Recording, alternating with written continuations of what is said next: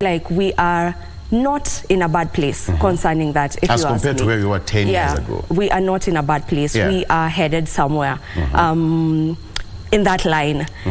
Do you want me to continue with that? Yeah, because when you look even the issue to do with health, in some regions, I know where ram comes from, deep down in the interior part of Kenya, Akina ram would walk around 14, 17, 18 kilometers to access. Well, how true is that? Let me tell you one thing about this devolution matter. Yes.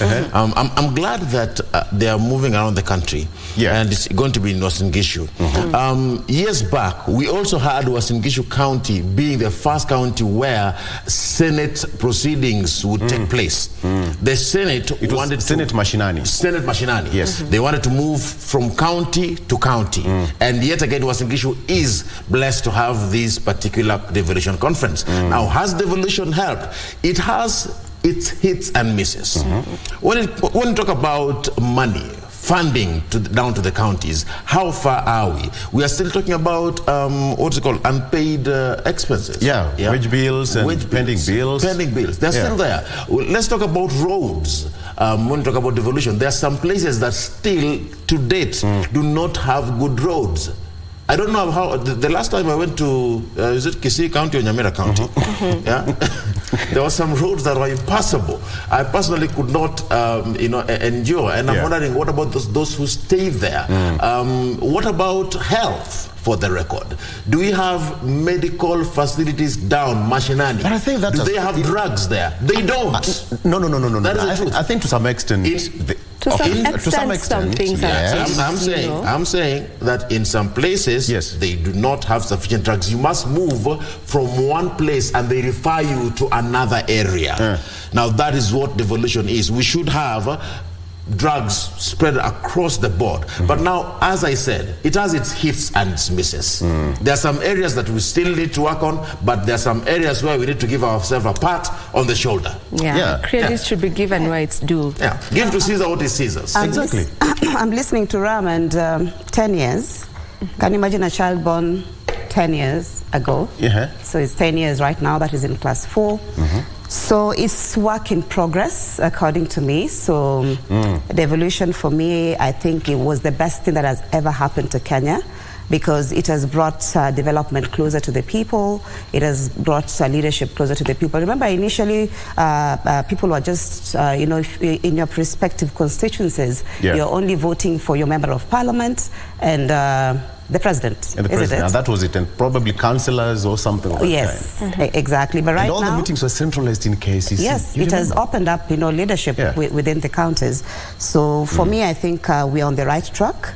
10 years down the line, we have things to be proud of. Definitely, there are things that we are not proud of. Remember, Kenyans have been complaining that corruption has been devolved. So that is a challenge to the leadership, because leadership is supposed to bring change to the people. So for me, that is, my take. Enough. Today we agree on one thing. Wow. Okay. So, bari tuendele. Thank you so much. Well, a very good morning and welcome to you all joining us here in Nairobi and across the country. Well, this is Good Morning Kenya.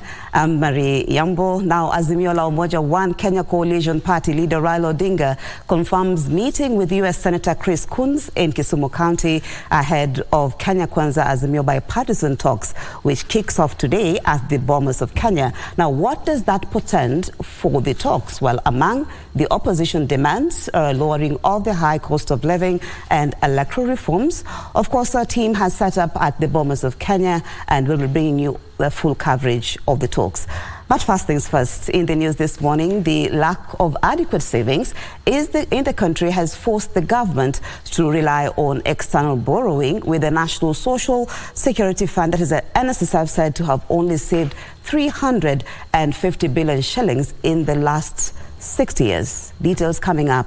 And the government to part with 25 billion shillings again to compensate the Uganda business community for damages caused during the opposition anti-government protest. And at the tail end of the news, I bring you details of Sekafa qualifier match between Vihiga Queens and the New Generation FC of Zanzibar. So stay tuned. for that. Now, President William Ruto says the government's intervention aimed at reducing the cost of living has started to bear fruit. Now, speaking during a church service in Karen, Nairobi, the head of state indicated that the new saving culture through the enhanced contributions to the National Social Security Fund will reduce external borrowing by the government, which has been detrimental to the economy. Gishuki Washera was in attendance and filed the following report. President William Ruto attended a church service at the Faith Evangelistic Ministry in Karen, Nairobi County.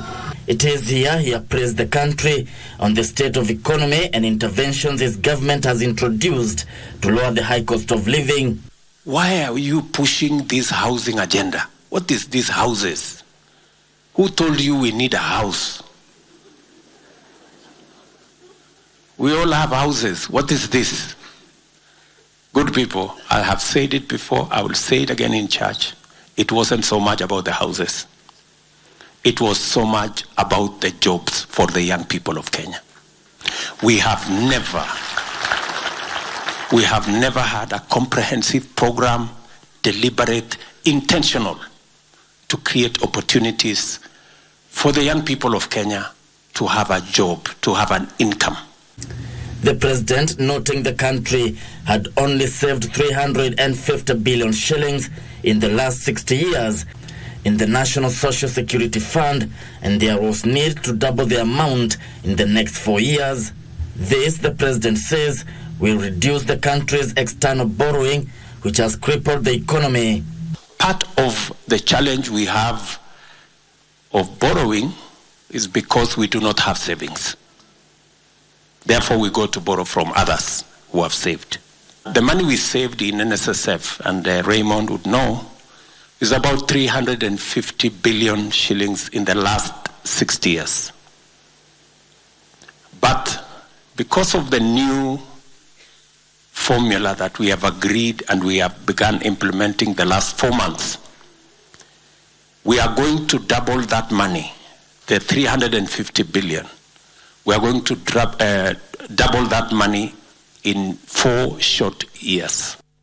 The head of state spelled out plans to support agriculture, including availing affordable fertilizer and increasing the acreage under irrigation. A strategy, he says, will reduce importation of food. And this year, our farmers have grown beyond what they did last year, 200,000 acres of land to produce food. We want to thank God for our farmers. We want to really thank God for our farmers. They are doing a phenomenal job, and we will support them.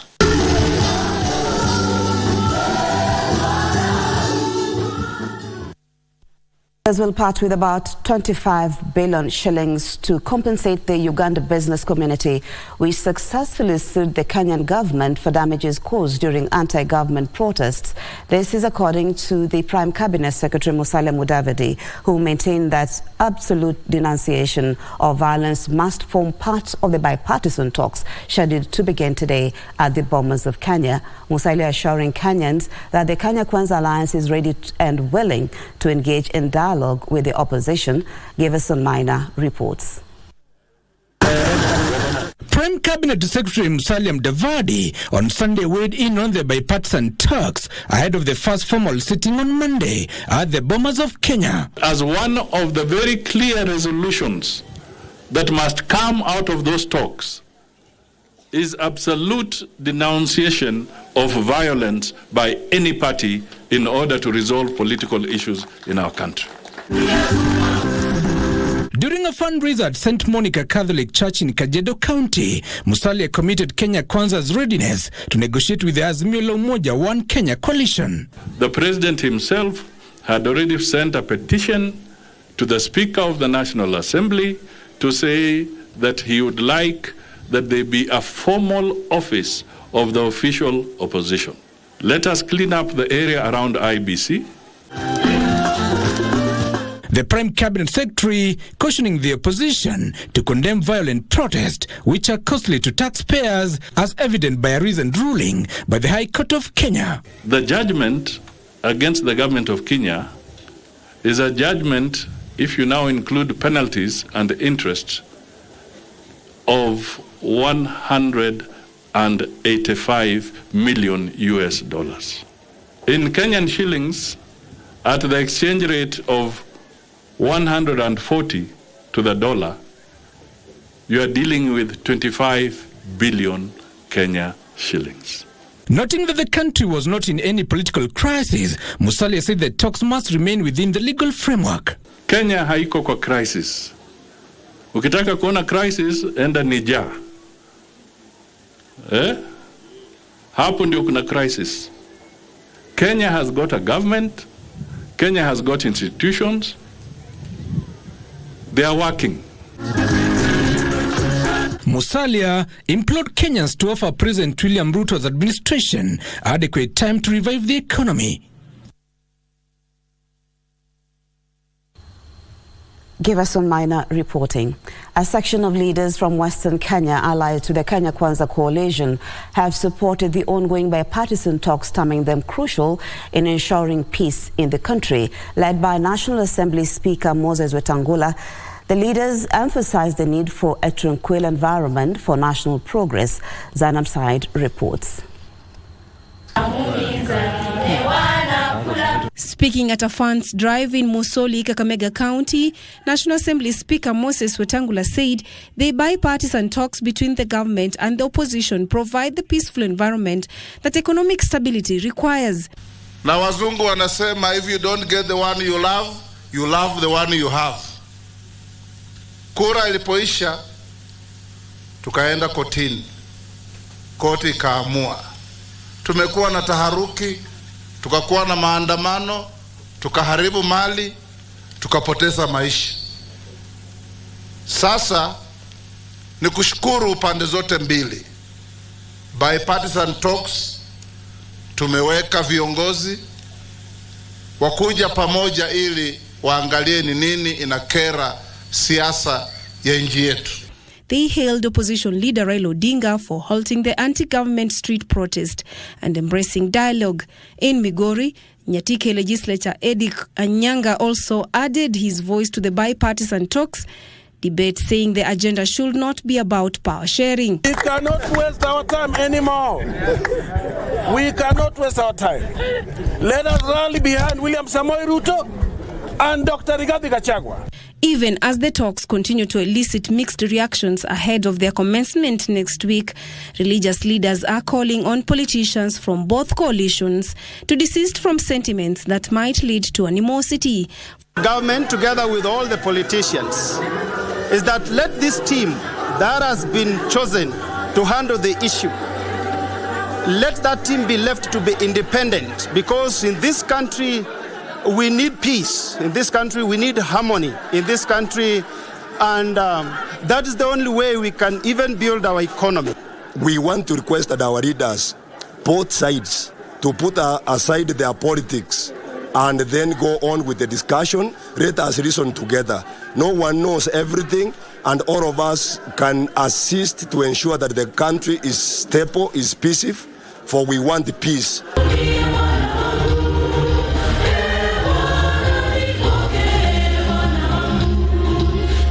A look at matters security now, where Interior Cabinet Secretary has defended security agencies against accusations by the opposition that the police have taken political sides. Kindiki says, contrary to the claims, security agencies have been instructed to remain apolitical and concentrate on their key mandate of protecting the lives and property of Kenyans. Here is Sarafina Robi with more. Speaking at the Abundant New Life Church in Nyeri, Interior Cabinet Secretary Professor Kithure Kindiki urged politicians to avoid violence and instead embark on dialogue. Kindiki warned that no one would be allowed to terrorize or blackmail Kenyans. Hiyo mazungumzo isipofaulu, kusiwe mtu atatishia watu tena ati kwa sababu yale mazungumzo hatujazikizana ati sasa tunarudi kuumiza raia. So the people of Nyeri, the people of Kenya, the country is safe. This even as he came to the defense of security officers, indicating that they are going to steer clear of politics and concentrate on their mandate. Na Mheshimiwa Rais ametuamrisha tusitumie vyombo vya kiusalama na silaha na nguvu ambayo tuko nayo ya usalama wa taifa kuumiza wananchi wasio na hatia ama kukandamiza watu kwa njia za kisiasa. Opposition leaders had criticized the Inspector General of Police over the handling of protests in the country. Level of Inspector General ambaye anasema viongozi wanaweza kwenda na kurend mili, yani kununua mili kwa morgue. That is why I'm saying under Act Chapter 6 of the laws of the Constitution of Kenya, he completely falls short and he should resign. The CS says violence should never be part of the question. Haitawezekana tena katika taifa la Kenya. Mwanasiasa yeyote, haijalishi yako na nguvu kiasi gani, hawa upande wa upinzani, hawa upande wa serikali, hatutakubali mtu yeyote ya siasa tena kuharibu mali, kuumiza wananchi, kuleta vifo, akijizingizia yeye ati ni siasa anafanya. The bipartisan talks between Kenya Kwanza and Azimio la Umoja coalitions will start officially on Monday, August the 14th.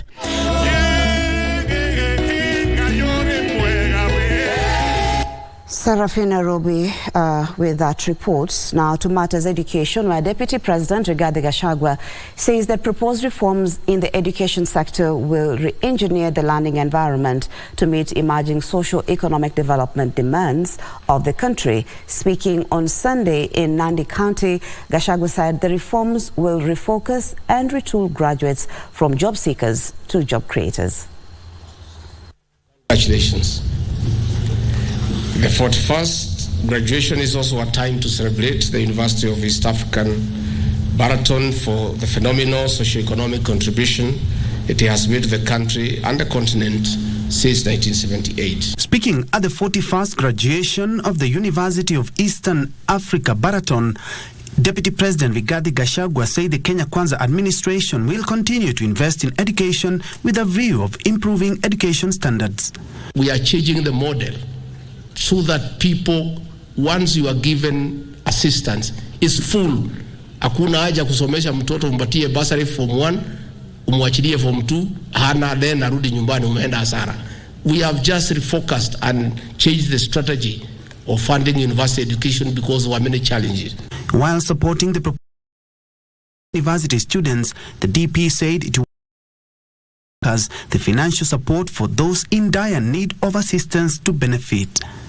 The Deputy President said it is evident in the 2023-2024 budget that the Kenya Kwanza administration is committed to the betterment of learners. The Kenya Kwanza administration also acknowledges that quality education is possible with sufficient funding. This is to facilitate research and meet capacity needs of learning institutions.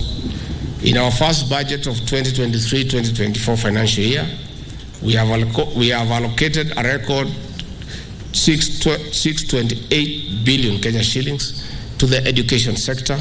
We are implementing and igniting a system that is skill-focused for development.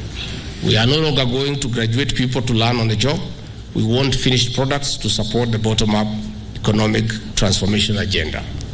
The University Vice Chancellor, Professor Philip Mayo, noted that youth need constructive mentorship to steer their careers. Your success story speaks volume and is deserving of emulation by our young people. Our young people are so proud of you, and we are very grateful.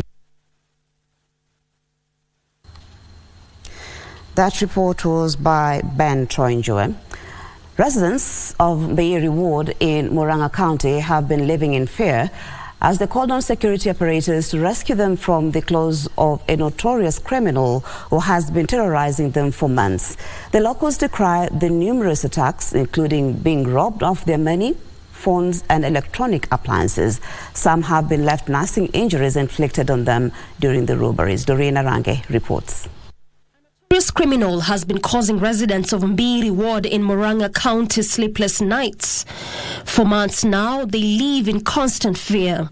Masi Modoni, a businesswoman from Mudigiriri area, is one such victim.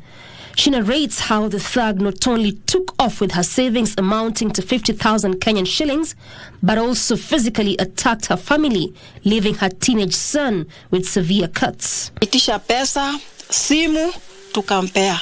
Immediately wakati aliona nimempea pesa, alitoka tu. Ilikuwa over 50k. Fuata pali nilikuwa nimeketi, akakuja akanigoga na shoka ya kichwa. Kutoka hapo nikasikia nimekosa nguvu, nikasikia kizuguzugu. Pali nilikuwa nimeketi, akakuwa amepewa pesa kwa sababu walipoona nimegogwa, walipeana hata ile pesa walikuwa nayo. The man who is described as physically intimidating has equally made similar attempts at a neighboring Kamairo village, where Mwangi Kamau, a lawyer, faced a similar predicament after being sprayed on the face with petrol. Mmoja ambaye alikuwa amebaki hapa na aligonga hii kioo. Hii amebaki anaigonga na shoka. Na mimi kwa bahati mzuri nilikuwa nimekaa hapa. Sasa mimi sikutoroka. Nikamwambia ndugu yangu kunja sasa tuonane wanaume. Mimi kwa wewe. Alikuwa na chupa hii ya maji ametomboa mashimo kidogo pale mbele. Anamwaga petroli, mimi namwaga maji. Akimwaga, mimi natupa maji. Residents further lamenting the suspect, who they say goes by the nickname Murang'a Axeman, is still at large even after filing numerous reports to the police. A number of residents are said to have vacated their homes out of fear. Mtu mmoja mkora anasumbua sisi hapa, na hapo ndio tunaomba serikali iingilie kati, itafute huyo mtu, mtu anajulikana na kwenye anaishi huko Majoice watu wanajua. Sasa ile kitu sisi tunaomba ni serikali ifuatilie, sababu hiyo kitu yote imeaffect hata kazi yetu.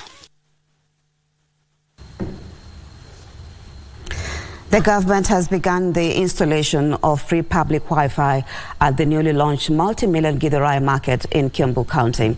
This is the first of a planned rollout in other 25,000 markets, including the populous Ruiru market. The move will see traders leverage internet connectivity to boost business. Itawezesha wao kuinua biashara, sababu wale wananchi ambao wako sehemu zingine za nchi wataweza kupata access ya zile bidhaa zinauzwa kwa hili soko, na kwa hivyo wataweza kukuza mazao yao ya kibiashara kupitia huu mtandao.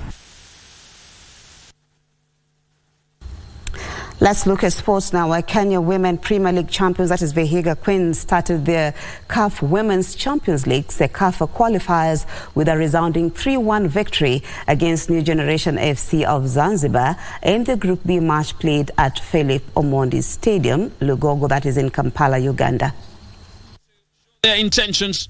New Generation FC scored fast in the 25th minute. Keeper and buries the ball in the back of the net. Something to celebrate, and you can see what it means for the technical team. But Vihiga equalized in the 37th minute through Winnie Babie carved effort. Winnie sends the ball in, and a drop ball in the back of the net. New Generations celebrations as well will continue. Centre-back Ruth Kasoho extended Vihiga's lead after doubling the scores in the 59th minute. Drop ball coming in the area, and it eludes the goalkeeper and into the back of the net. Oka claims that goal. Martha Amunyolet slotted home the third through a penalty awarded after Anita Namata was fouled in the box to seal the wins for the 2021 regional winners. Amunyolet with the chance to bury that ball in the back of the net. Well, we might be seeing something more here. Vihiga Queens will face AS Kigali in their second pool match on Wednesday before winding up their Group B campaign against JKT. The overall winner will represent CECAFA at this year's CAF Women's Championship League finals due in November in Ivory Coast. Tomatoes rugby now, where KCB RFC won the Christie Sevens rugby tournament after beating Strathmore 17-12 in the final played on Sunday at the RFUEA grounds in Nairobi. Now, this was KCB's first Christie Sevens title since 2019, while Strathmore Leos went into the final as the defending champions. Leos got off to a bright start, scoring the first unconverted try through Gabriel Ayemba, who went over the whitewash after a scramble in KCB's box. KCB leveled the scores through Brian Wahinya, who also successfully converted it to hand KCB a 7-5 lead. The Bankers went into the break with 17-5 lead after Festus Safari Shiasi touchdown for the second try. Kenya Sevens International, that is Vincent Onyala, wrapped up the scoring for the Bankers after a restart to stretch the lead, and despite Strathmore Leo's late charge following Nigel Manzia's converted try, KCB held on to claim 17-12 win. In an earlier third-place playoff, series leaders, that is Kabras, beat Nakuru 19-12, while Impala won the ladies' title after seeing off Mwamba 26-7. Kabras leads the log on 80 points, while KCB is placed second, 2 points adrift.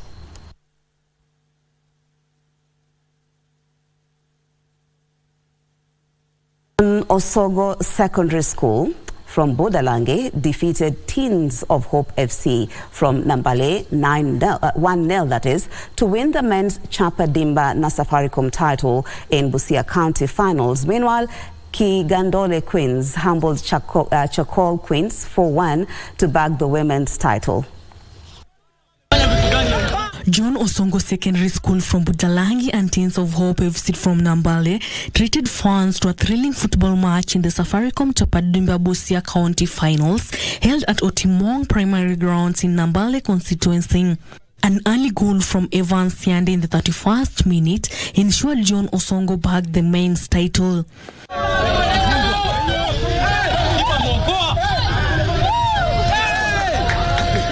Meanwhile, Kinangole Queens humbled rivals Chakol Queens 4-1 to bag the women's title. Maximila Apio of Chakol scored the first goal in the first minute of the match. However, Fozi Achieng leveled the score for Kinandole Queens in the second minute.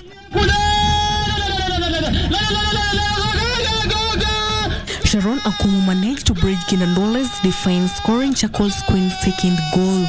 Abigail Ilokora and Liliana Chom extended Chakol's dominance by scoring the 25th and the 42nd minute respectively.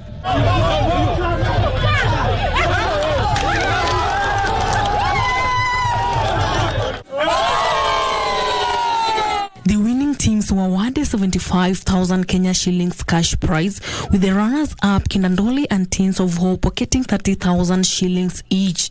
Following the win, the two teams secured slot in the Western Region Finals to be held in Bukungu Stadium on 26th and 27th August.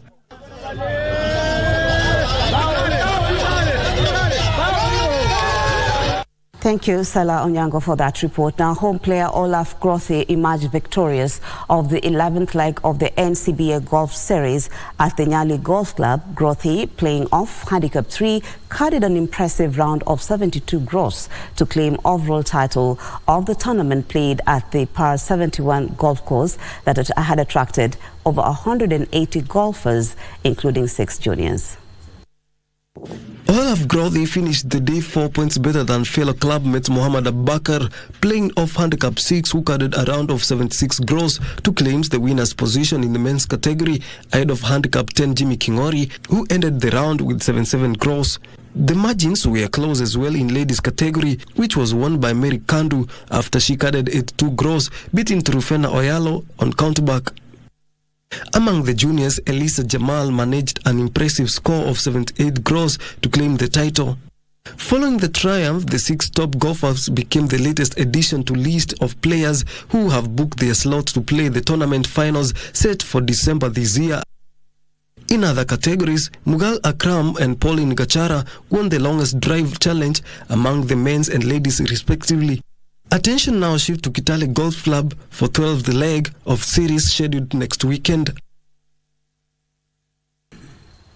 That story by Kingori Mwangi brings us to the end of the news this morning. Thank you so much for taking the time to start your day with us here on Good Morning Kenya. Good Morning Kenya continues with Victor Lowe in just a short while on Eye on Politics. My name is Marie Yambo.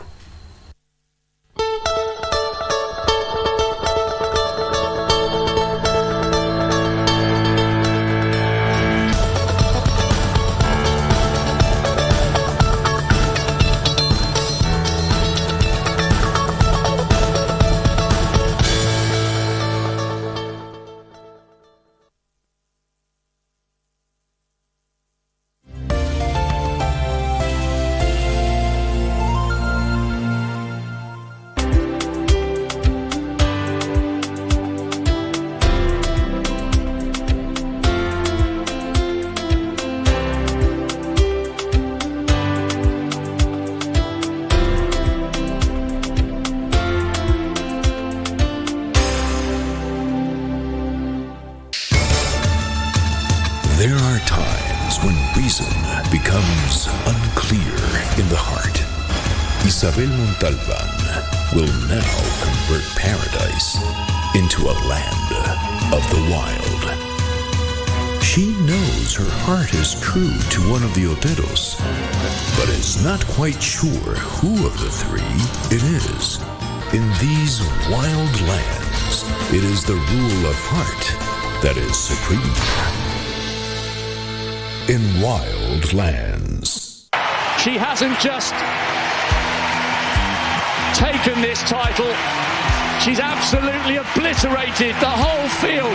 3:52.96. It's a big stage, big names and big expectations. An immersive celebration of athleticism. More than 2,000 athletes from over 200 countries will compete in 49 events. Drawing inspiration from past memorable outings, Team Kenya is looking ahead for a remarkable feat in the forthcoming World Athletics Championship in Budapest, Hungary, in Central Europe. Witness the wonders from Budapest, Hungary on 19th through to the 27th of August, live and exclusive on KBC Channel 1.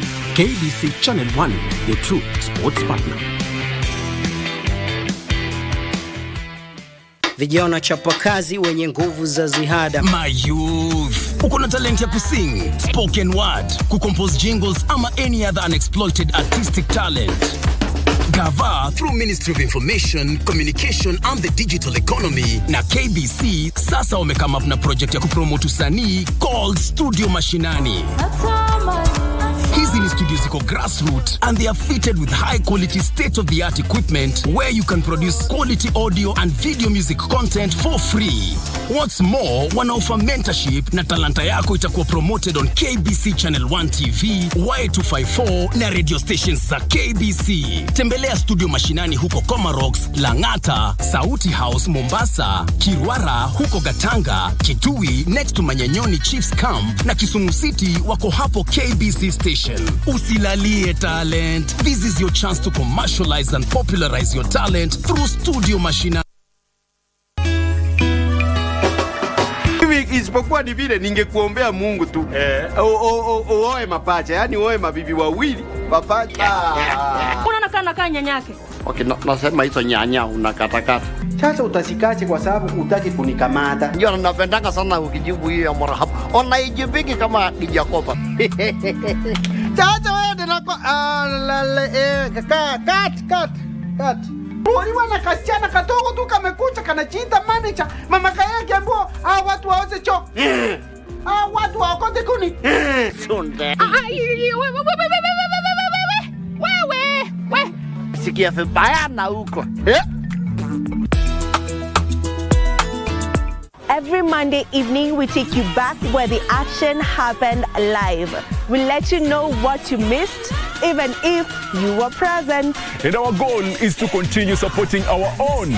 From the latest celebrity buzz, fashion, music, and all manner of youth talents, the Grapevine cameras rove all week to bring you the latest in the enormous entertainment scene. Watch Grapevine every Monday at 10 p.m. and the rerun on Tuesday at 2 p.m. only on KBC Channel 1, baby. Engage us on Facebook and Twitter, #Grapevine on KBC. Let us know what is happening in your area code, because you know what they say, if you did not see it on Grapevine, then it most probably never happened. Bah!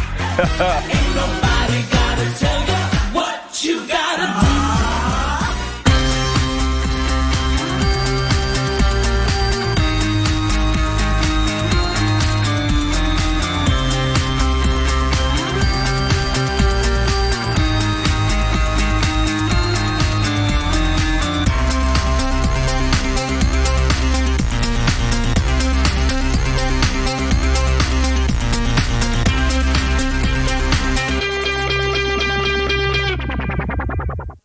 She hasn't just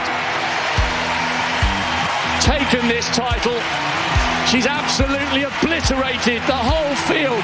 3:52.96. It's a big stage, big names and big expectations, an immersive celebration of athleticism. More than 2,000 athletes from over 200 countries will compete in 49 events, drawing inspiration from past memorable outings.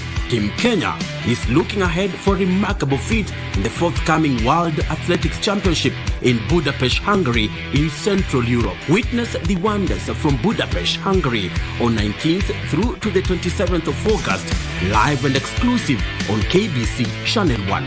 KBC Channel 1, your true sports partner.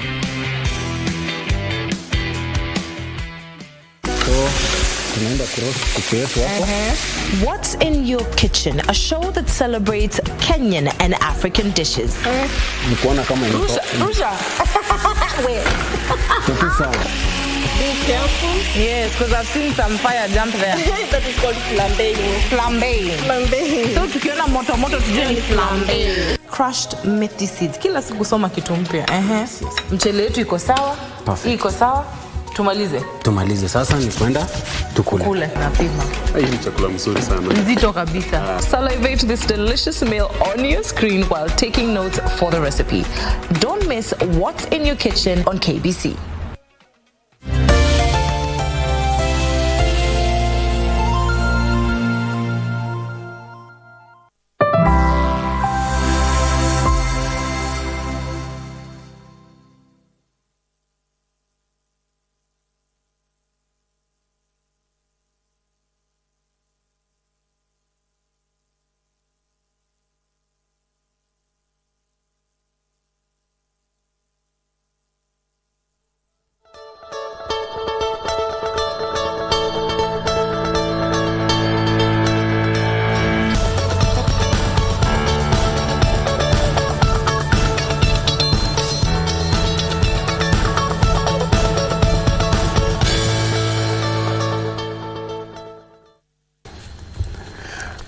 All right, karibu sana. Welcome to the program.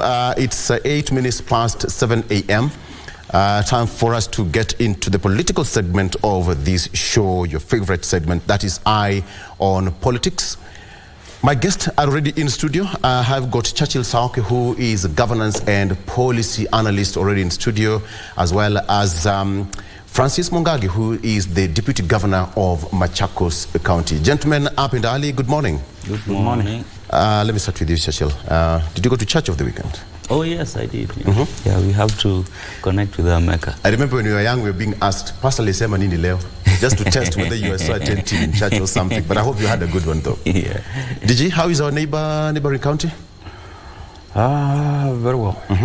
Except the normal challenges facing Kenyans across. Are you excited?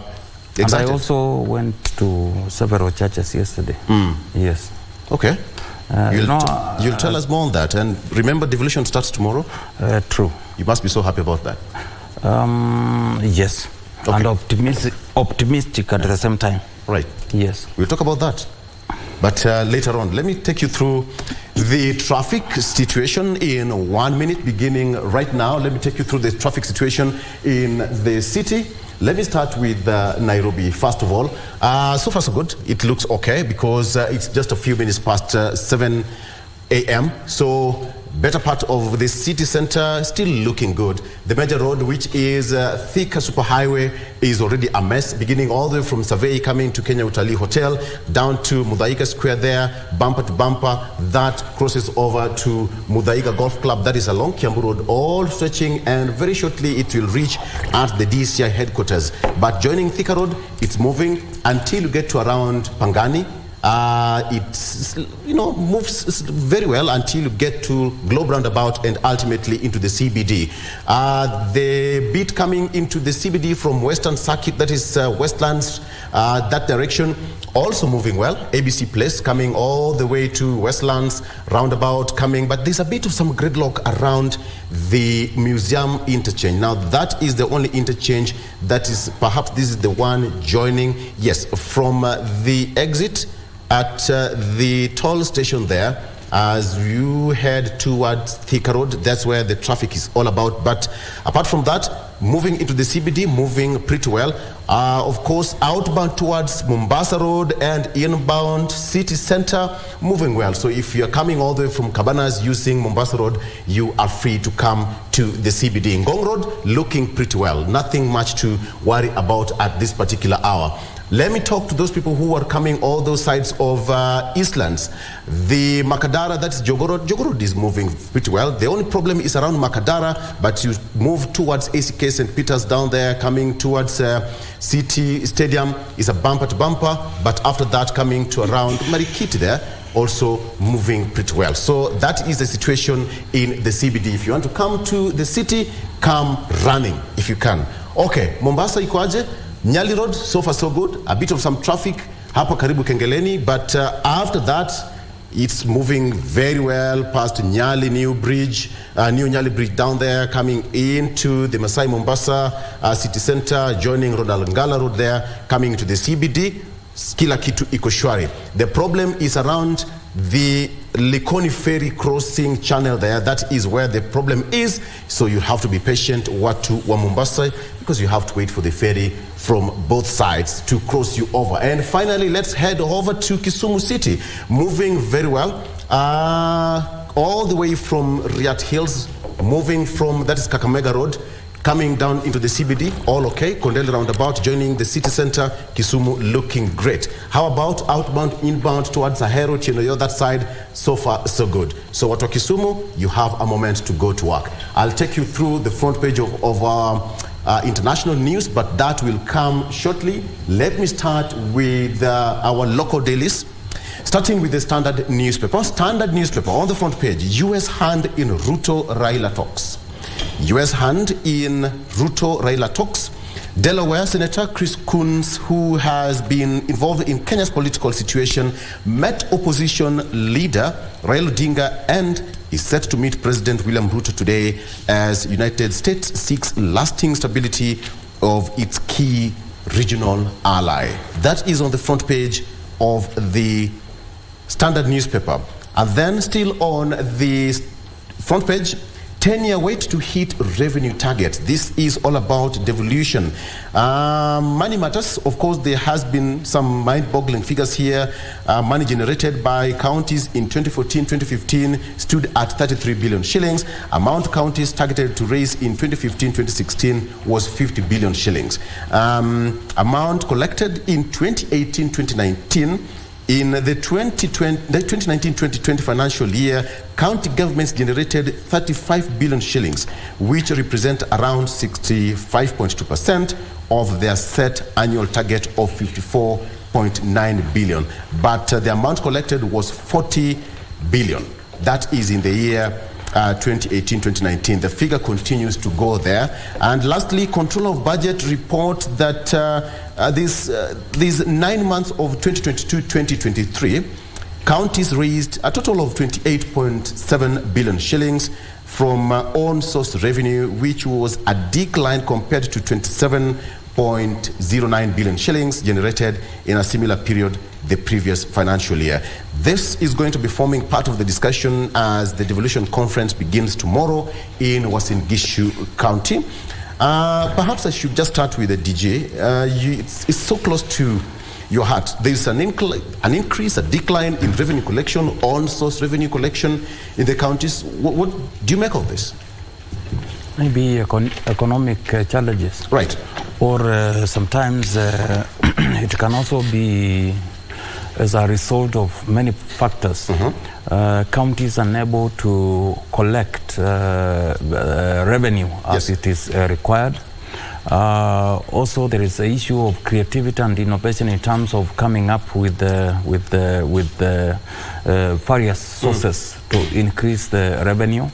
Also outdated laws, because when it comes to land, for example, many counties are still grappling with the independent laws that were put in place. So there are various challenges that are pushing counties not to correct as much as they are supposed to do. Oh, and also,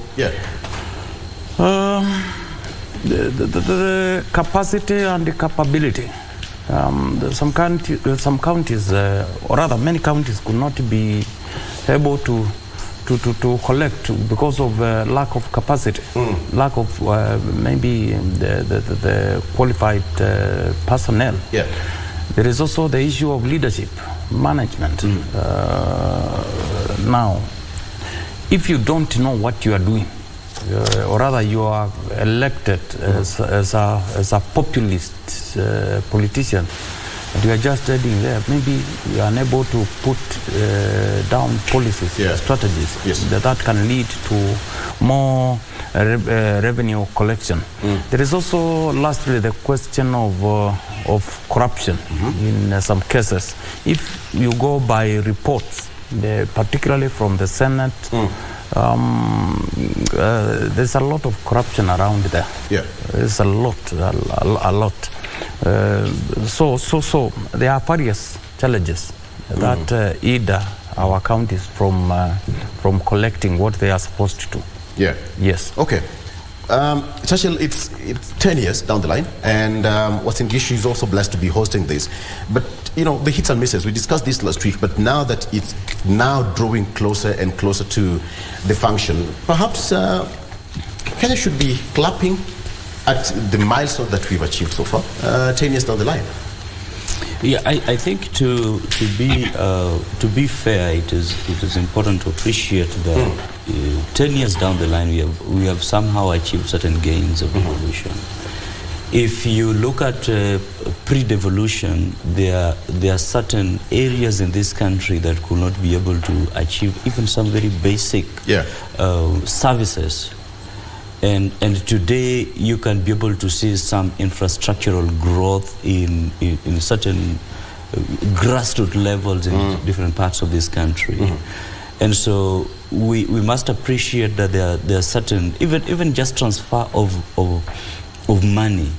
I can tell you that there are some parts of this country that the only monies that used to come from the national government was those monies from teachers.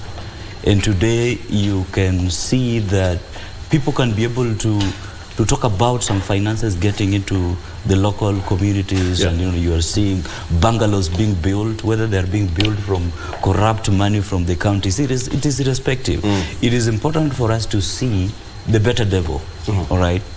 If people are getting services at the local level because money has been decentralized, I think these are gains 10 years down the line, and I think that it also does not stop us from seeing the razor blade through into the devolution process in terms of just trying to interrogate how perfect it is. It is our role to look at it and interrogate it deeply so that we perfect it. So I think in criticizing it, we perfect it, but we also appreciate that we have made certain gains. All right.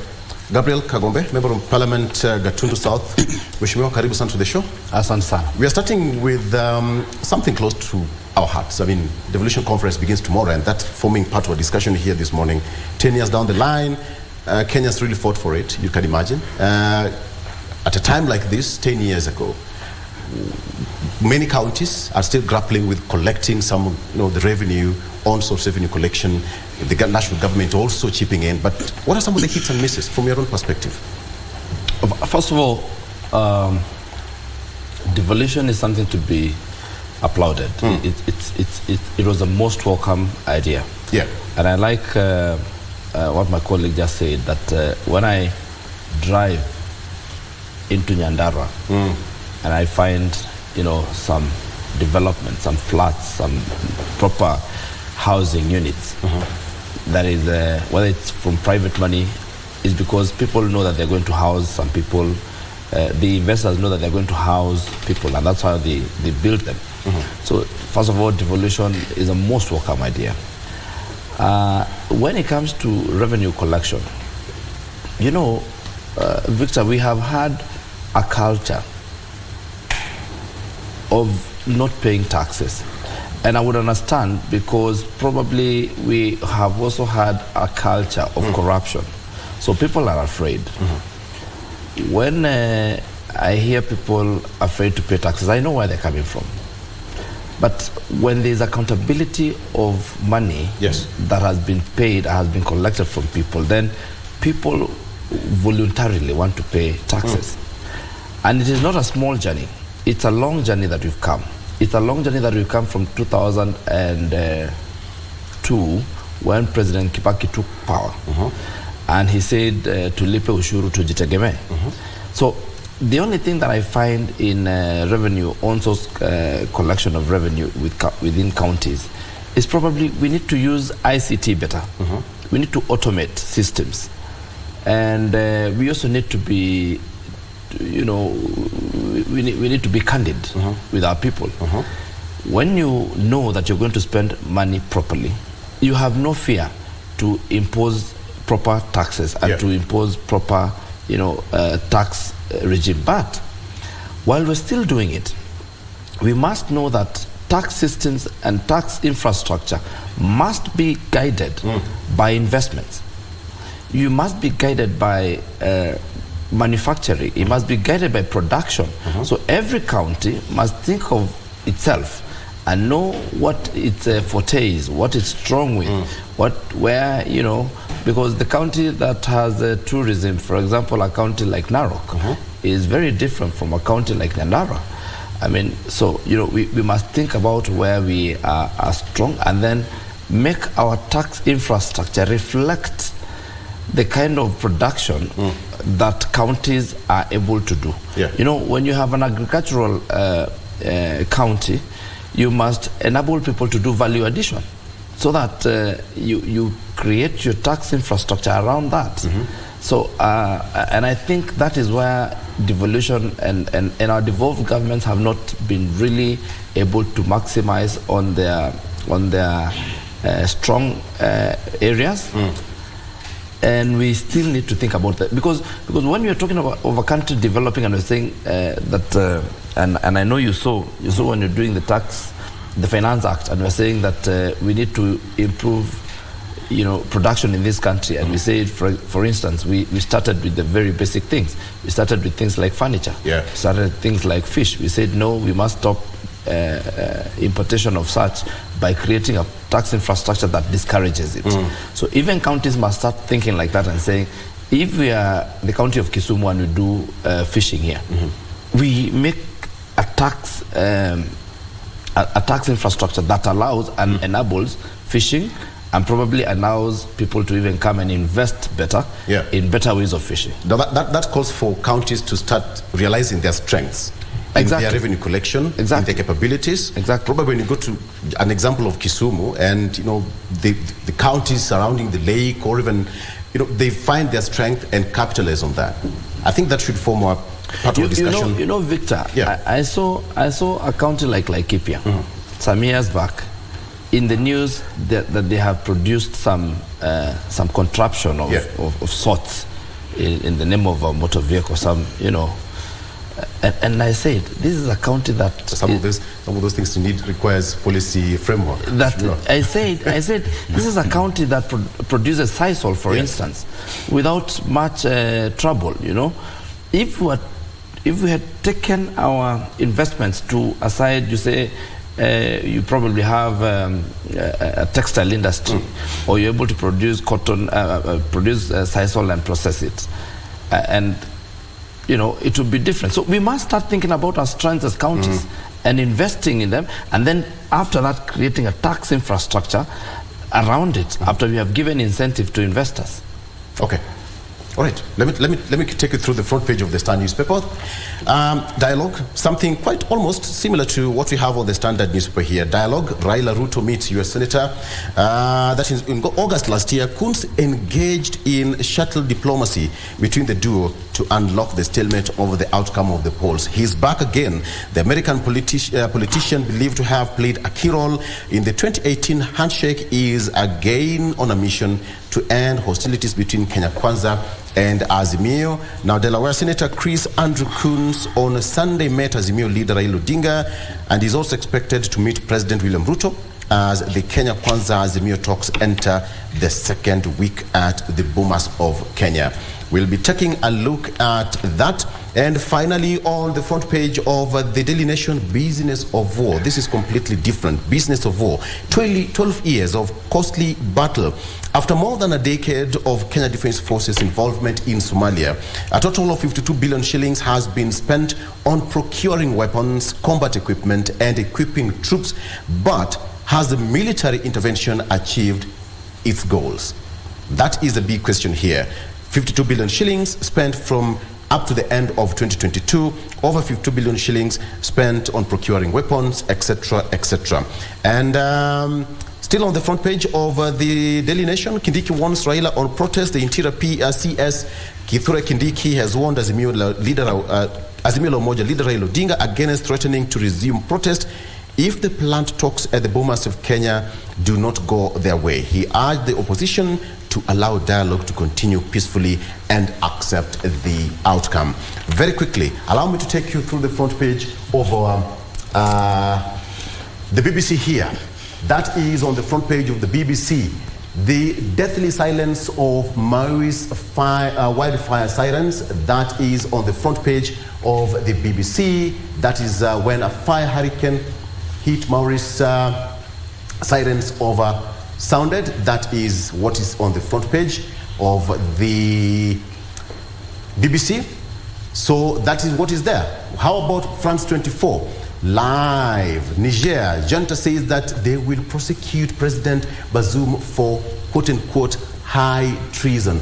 That is what is here on France 24. Niger's military regime vowed on Sunday, that is late on Sunday, to prosecute ousted President Mohamed Bazoum for quote-unquote high treason and slammed West African leaders for imposing sanctions on the country.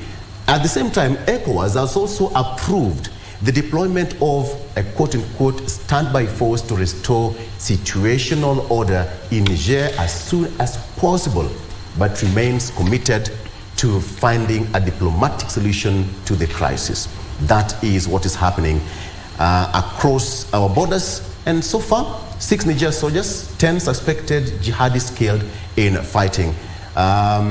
When your neighbor's house is on fire, you must act and save the situation. That is what we have as far as international news is concerned. So, gentlemen, the question here at, as we started, Mheshimiwa DG, when you talk about devolution, how do you think counties can work as Siamese twins? For example, Sia County working with Tana River, working with Taita Taveta, so that devolution can go hand in hand. That when Machakos progresses, Nairobi also progresses in connection, that there is no missing link between the counties.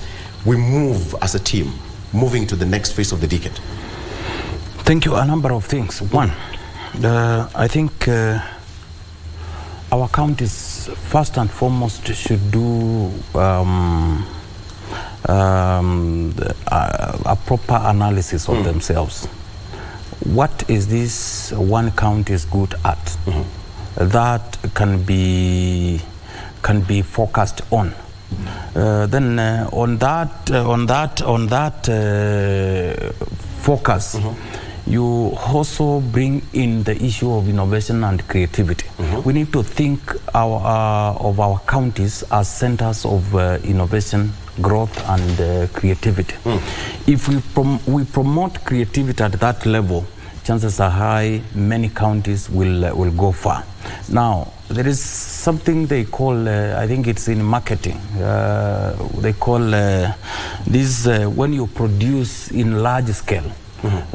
In one area, you avoid certain costs because we are producing in large and addressing to a certain market. Economies of scale. Yes, economies of scale.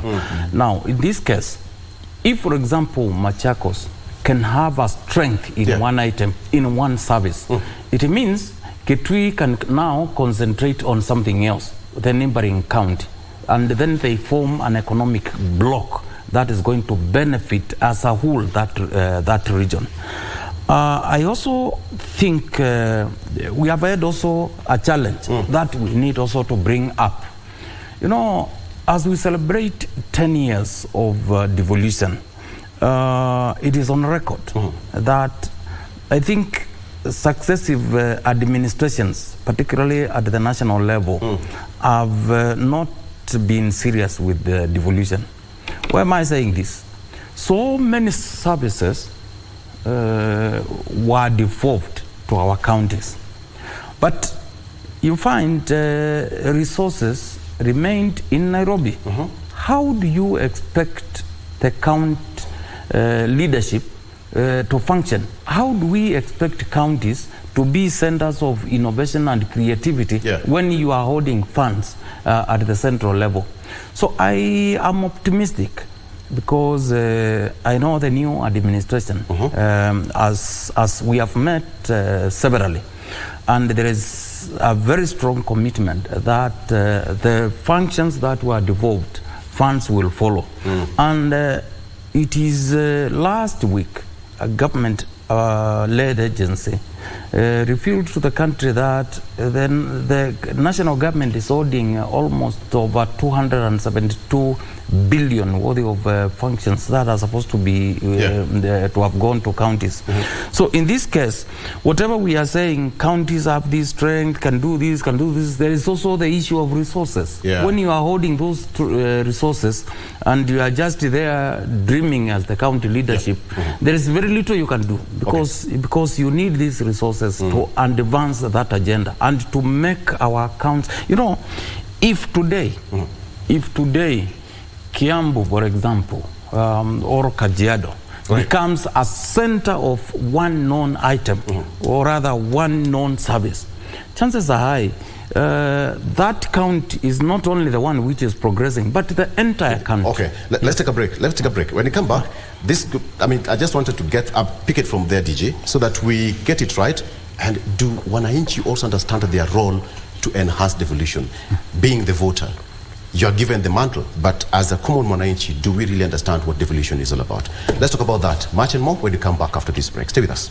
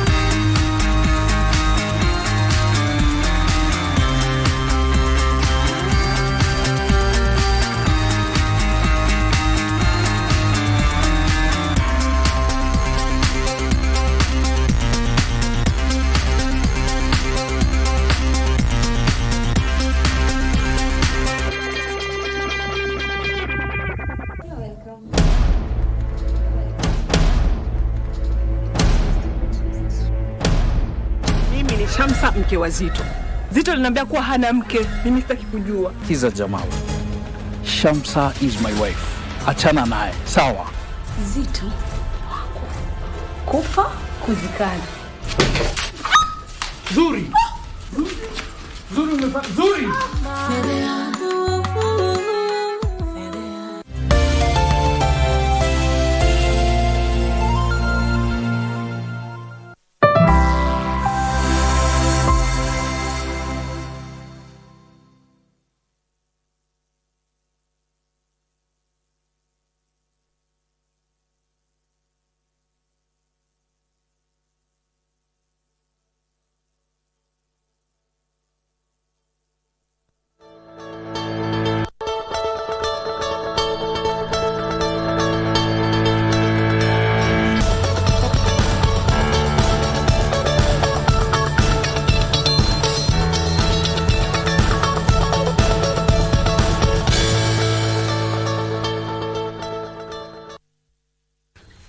Karibu sana.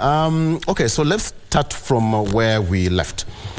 Chachi, let me get it from you. Based on what the DG said, devolution moving forward, what's the role of Mwananchi Perhaps sometimes just leave it fully to the leaders to run with it. But what is our main role as members of this movement?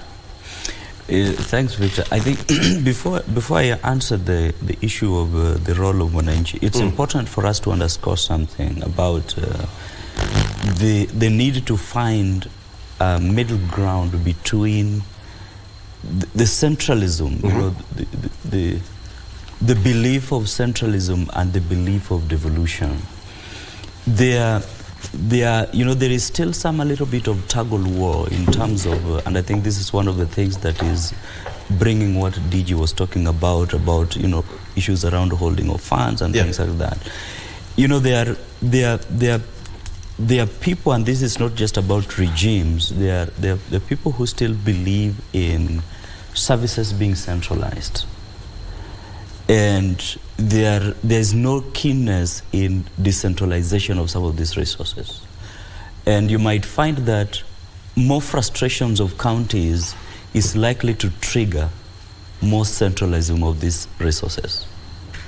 And I think that it's important for people who believe in devolution and who devolution have helped, and this calls for people from all cadre to think more strategically about the need to strengthen devolution, because you know you can have a good regime today, but if you do not put proper checks and balances that safeguards devolution into the future, you are likely to see a fallback where there is deeper frustration of devolution services, and the need for people now to have some of these decentralized services being brought back to the country. And I will give you an example of the health.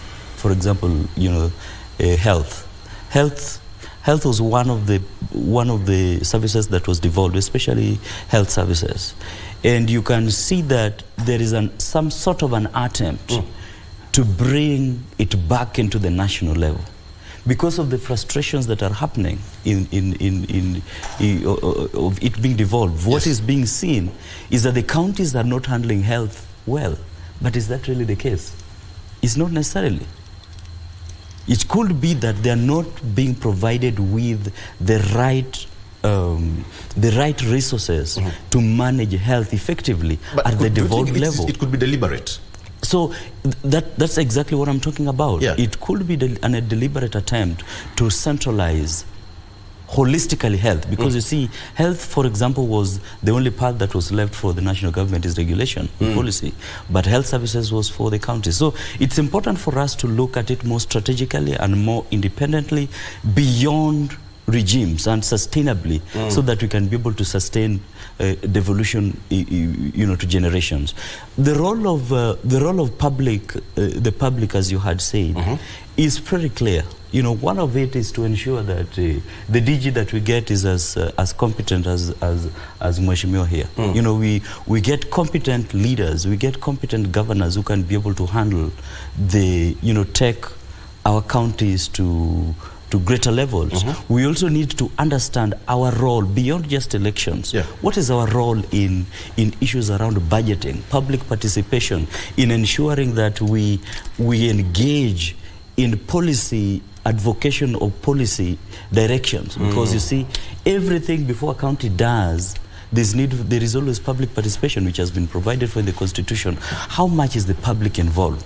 What initiatives do the people take to ensure that they put their views in some of these policy proposals or drafts that are being brought by the counties? So it is important that the public see their civic duty in advancing, in informing policy, and also their role as electorate, and even providing vigil.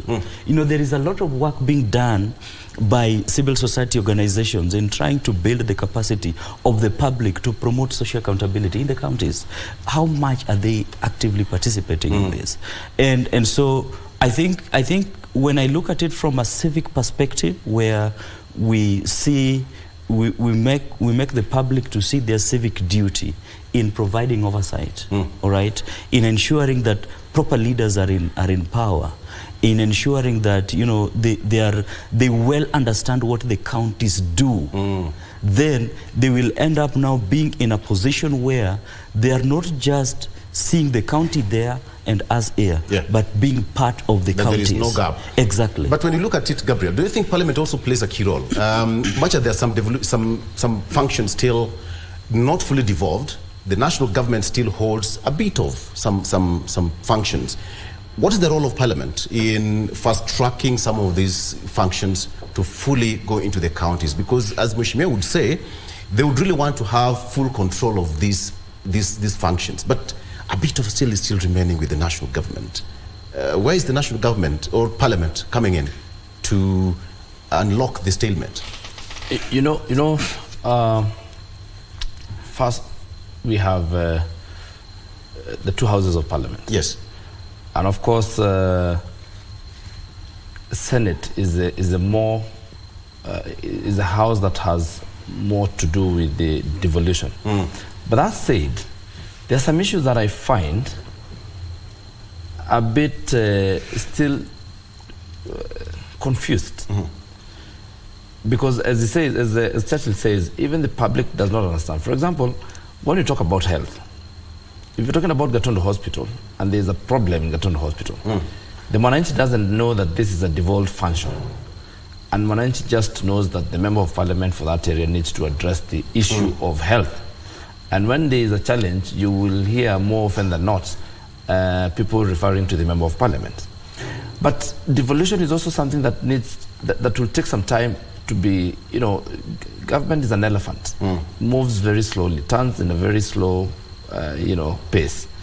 But ultimately, people will come to understand, and even devolution itself will come to roost properly, and everyone will understand their roles.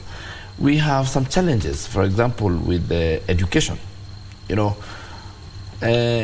find you have a primary school that has ECD, primary school, and JSS, all in one compound, having one leadership, because the board of management is one, and the piece of land is one, the parcel of land is one, the title deed is one. Everything is one, but the management is also different.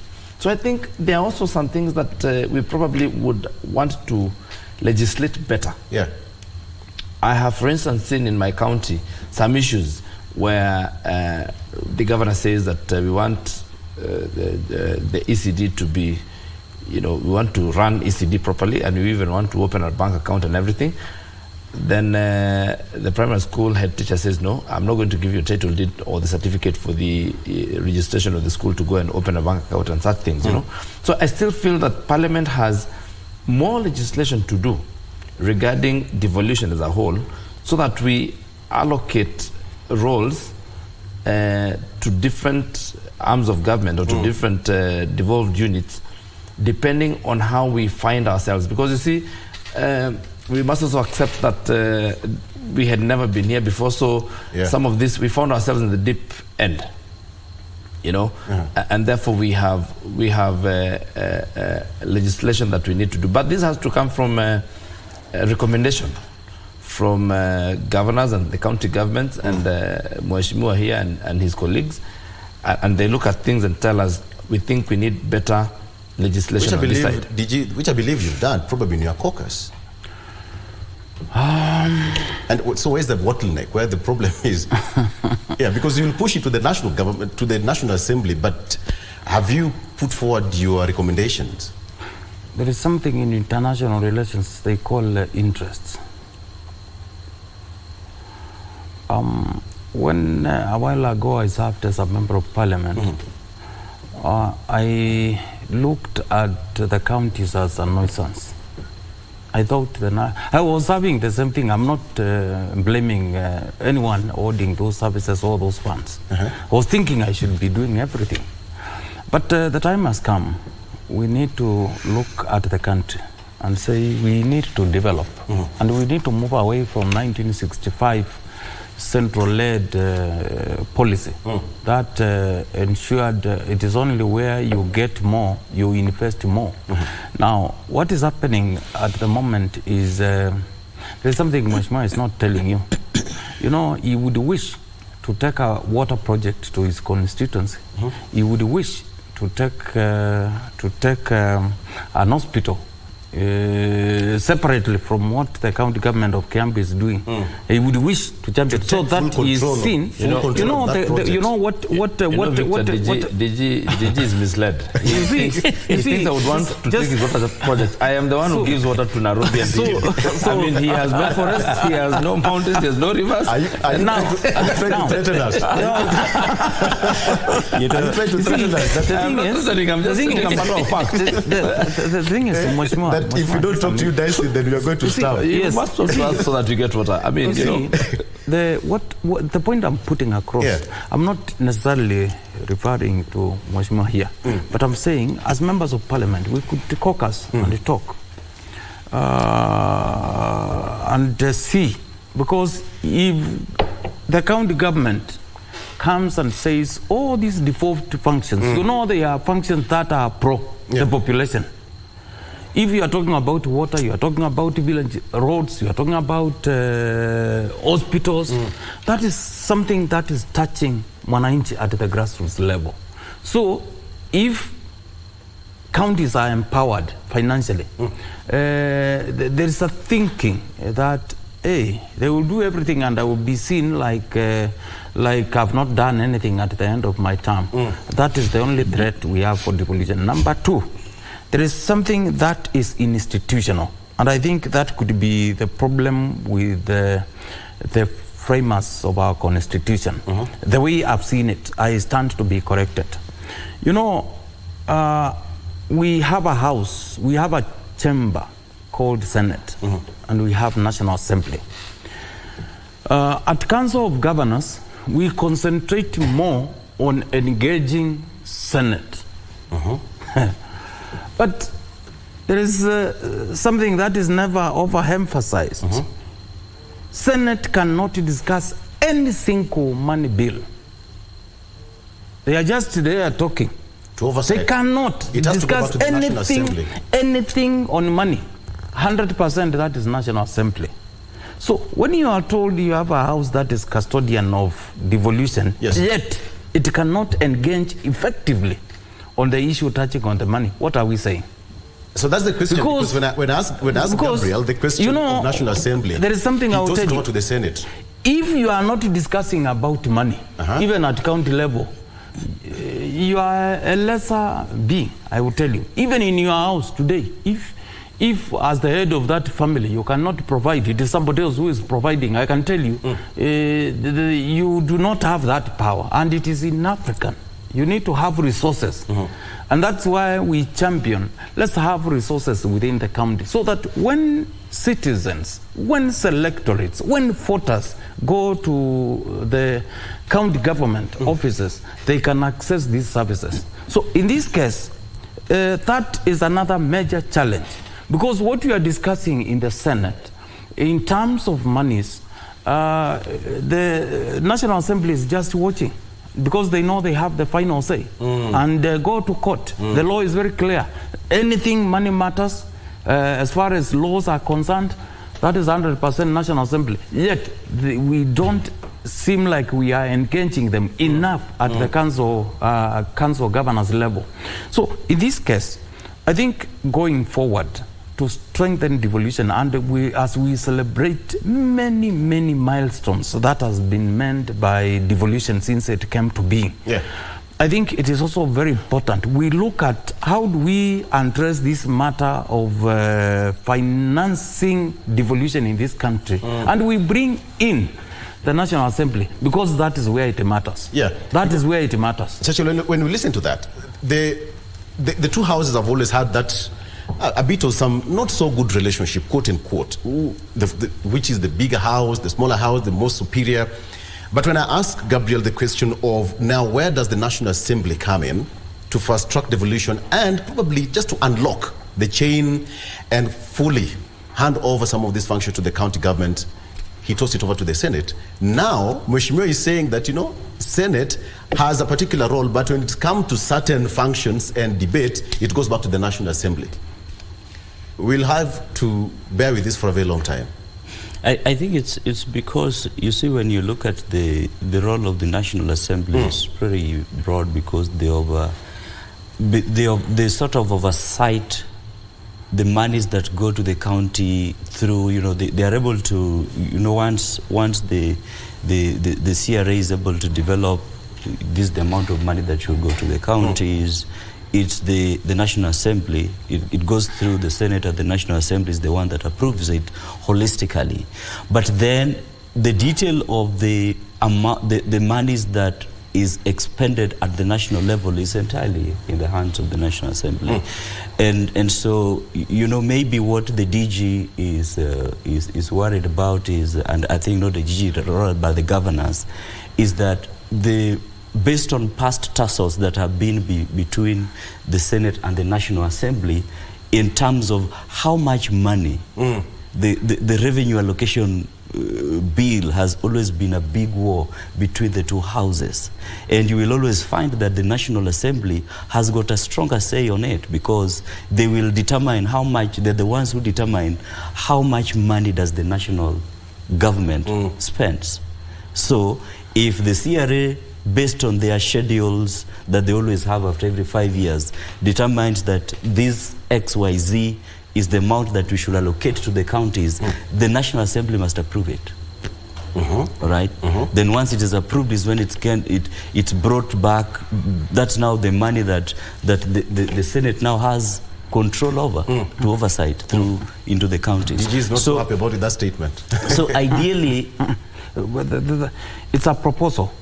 Okay. It's a proposal CRA makes to Parliament. Exactly. And Parliament is not obliged to stick to that proposal. So Parliament is not obliged to stick to it. Yes. But then you will always find, because of the kind of machinations that happen at the national level, because you see, the national government is also interested in having as not much money going into the counties. And so they will always try to work with the National Assembly to try to reduce this money to some level, and I think that has always been the task force. And sorry to just to finish, the framers of the Constitution maybe believed that there would be a good working mechanism between the two houses. All right, and maybe that is why they overlooked the detail, and you might also see that the interests that were being mentioned here are always at play.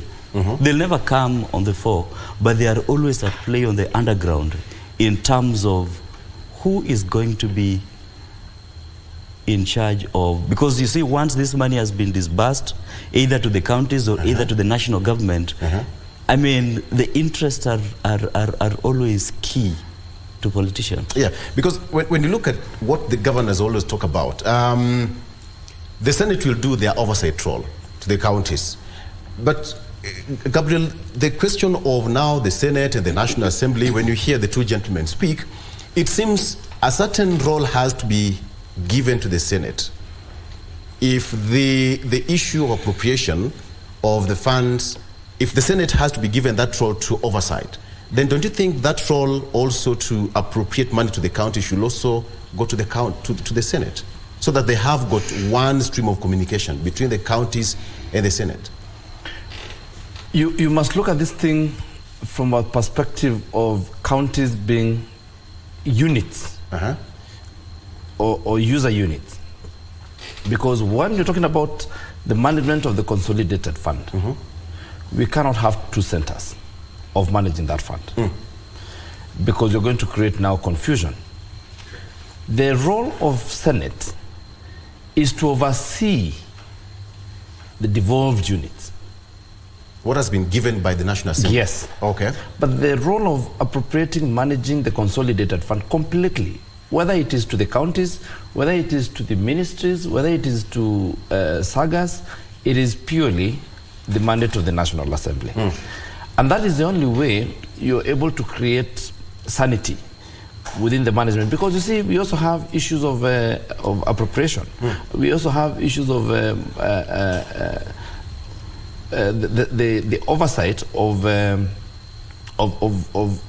accounts, of committees like public accounts. So we must allow there's no, you see, I don't know why you see a difference. You know, it's like saying that now when you come to the Ministry of Forestry, for instance, and the Ministry of Agriculture, that you need someone else to appropriate money to those ministries. You must look at counties from that perspective. That the whole point, as what DG had said earlier, what devolution was trying to do is remove this idea of we only take our monies to this one area. And then you brought an area that every part of this country must be developed. You know, but that does not stop. That did not change the issue of appropriation. So the whole issue of appropriation belongs to the National Assembly. What counties do and why you find them voting, and when they vote in what we call delegates, in delegation, is because they're supposed to be overseeing counties, and they have specific counties where they come from. And that's how they're supposed to look at it. But I also want to depart a bit from what the DG said on an issue of how counties used to be or how government used to be run before. That government used to put a lot of emphasis and a lot of money where it was getting returns.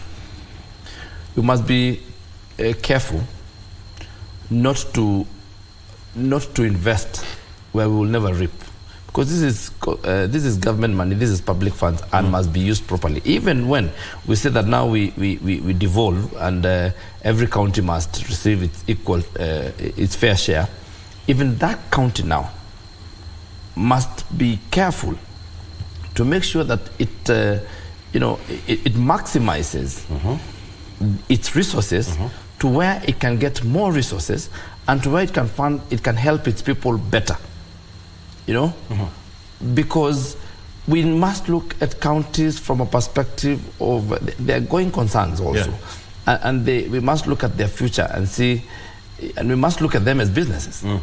You know, not per se as businesses. I don't want to be misquoted, because people have been misquoted before on issues of shareholding. And you know, when I say businesses, then it therefore follows that you mean good. You mean good. I don't mean to go that route, but I mean, if I'm in the county of Mandera, for instance, just for as an example, I must think about, if I'm given some 13 billion.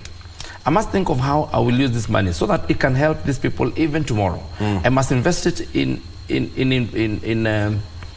places where it has returns. And as a country also, we must think of it, because that's why you find that we in the revenue, in the sharing of revenue, you find that we put some monies in certain areas. You know, we say we were in manufacturing. Then you might want to put electricity in some areas. That's why we create some special economic zones or EPZs and such, so that you know you have a pool of labor. Then you want to create some infrastructure so that you bring some production.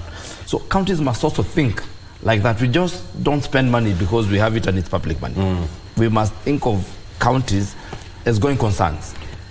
Okay. I want to take a break. When you come back, DG, that bit of the National Assembly will do its role, but the prudent use of the resources now will go squarely onto the county bosses and you as the deputies. You are the final say. You've been given whatever you've been given, but then now from the on-source revenue, we'll also have to go round in circle to benefit the people of particular counties. And then just moving forward when you come back. But the most important one, the talks begins today. What should we look at? Let's take a look at that when you come back after this break. Gabriel Kagombe, Francis Mwangangi, and Chichil Sauke with me in studio. Stay with us. We'll be right back.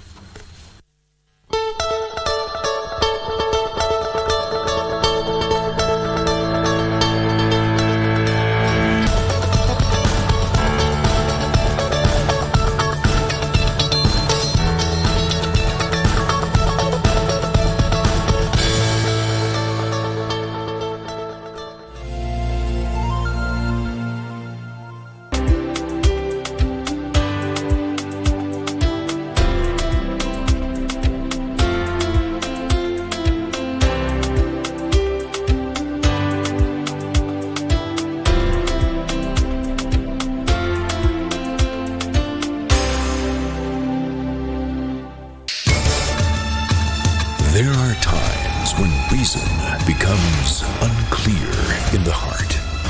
Isabel Montalban will now convert paradise into a land of the wild. She knows her heart is true to one of the Oteros, but is not quite sure who of the three it is. In these wild lands, it is the rule of heart that is supreme. In wild lands. This is the show that keeps you updated on everything you need to know about technology. Digital resilience is about organizations being able to continue to operate despite negative impacts that they've experienced. The subject digital transformation, we keep talking about it, but very many people fail to understand that. Twitter's removal of blue ticks is forcing accounts to find new ways to prove authenticity as concerns over copycats mount. At the same time, Elon Musk has given blue ticks to a few celebrities who didn't ask for one, such as writer Stephen King and Larry Madowo, for free. Click on Tech every Monday at 10:30 p.m. on KBC Channel 1. Stay tuned. Vijana chapakazi wenye nguvu za ziada. My youth, uko na talent ya kusing, spoken word, kucompose jingles ama any other unexploited artistic talent. Gava through Ministry of Information, Communication and the Digital Economy na KBC sasa wamekama up na project ya kupromote usanii called Studio Mashinani. Hizi ni studios ziko grassroots and they are fitted with high quality state-of-the-art equipment where you can produce quality audio and video music content for free.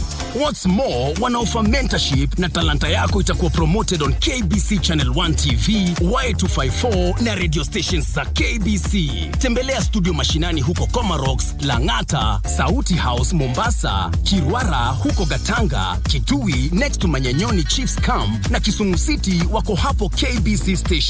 Usilalie talent. This is your chance to commercialize and popularize your talent through Studio Mashinani.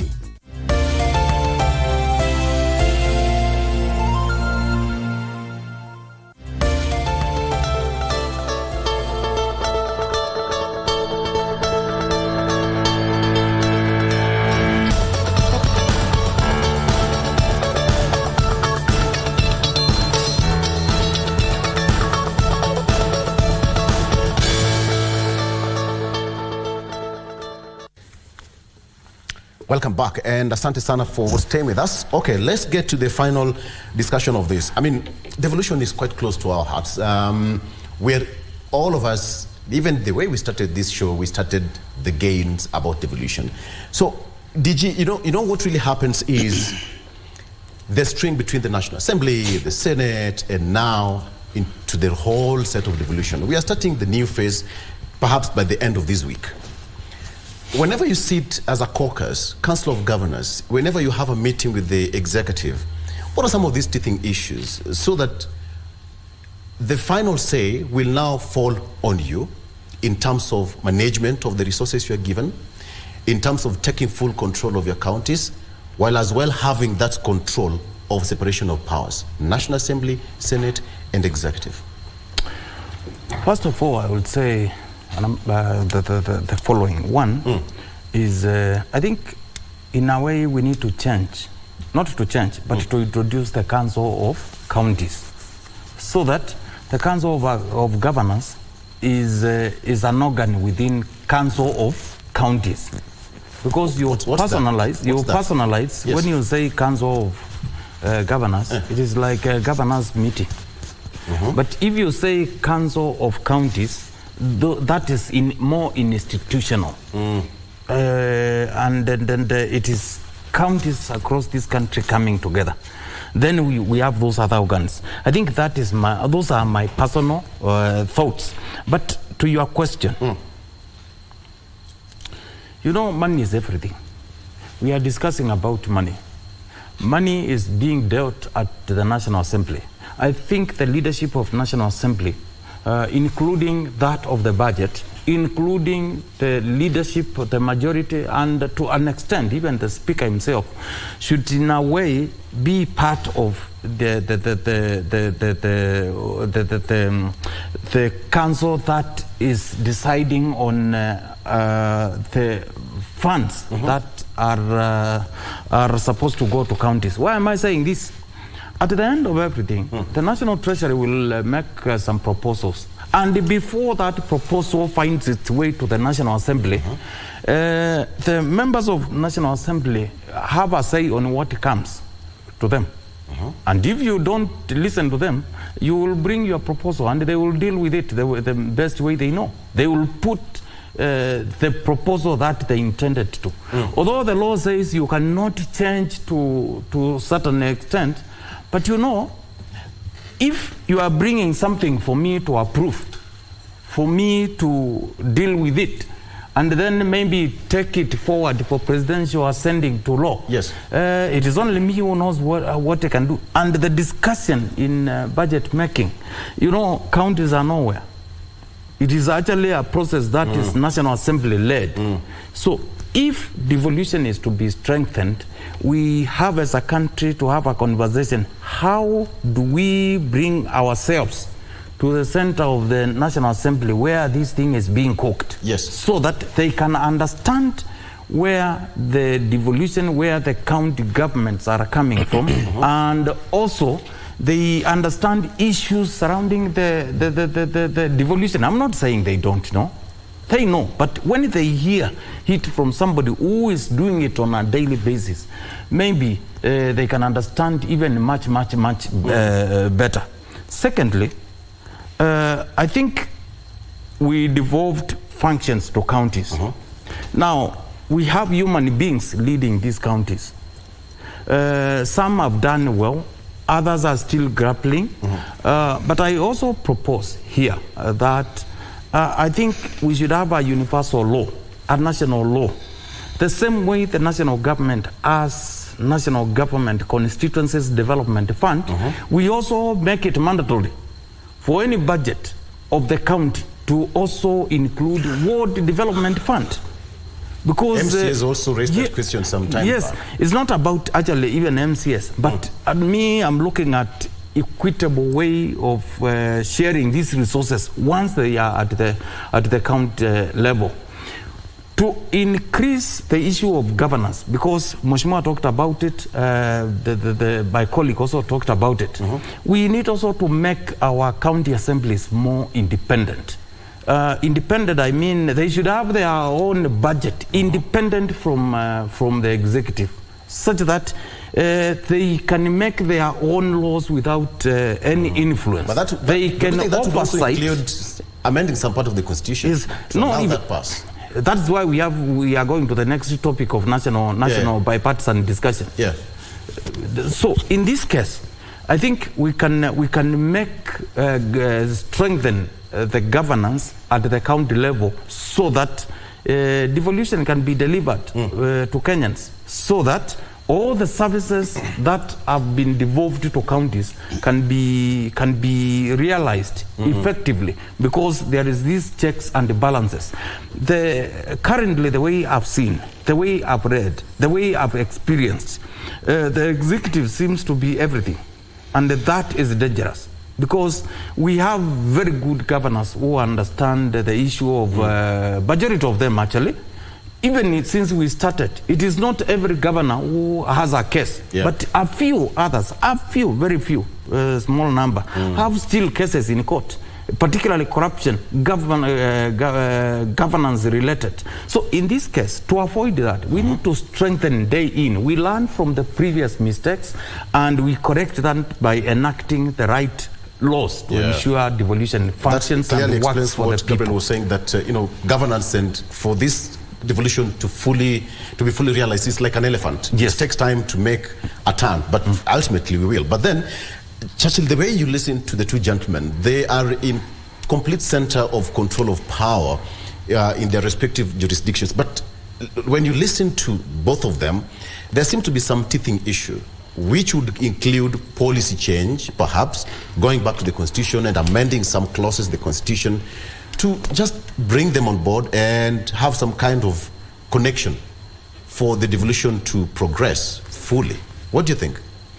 Yeah, of course, the the challenges. These are challenges that are expected because we are in the 10th year of the Constitution, and I think every Constitution is never made perfect, and it's about that time that you review and see what are the challenges that you're experiencing, and like some of the issues being brought here are a little bit more structural, and it's about how do the various institutions work to bring efficiency in making devolution work. So, and some of these structural changes will of course involve not just policy changes but also constitutional changes, because remember that there is what the Constitution provides for the different organs of the three organs, the Council of Governors, the bicameral parliaments. So in bringing like a new formation that is being proposed, like a council. So it's not just a council of governors, but a council the way he's proposing, of devolution. A council of counties. Something like that, which will now incorporate other players like the National Assembly to bring more a closer working relationship between the governors and the National Assembly. The challenge is that there are other opposition that you'll begin meeting, because the senators also have interest in this, and so those are things that you will expect. They begin seeing that the National Assembly is trying to get their foot into their territory. So those are things that will be expected. But I think that it's sort of important to begin really to see how efficient can we make devolution work. If it means that we do away with some maybe one parliament, why not?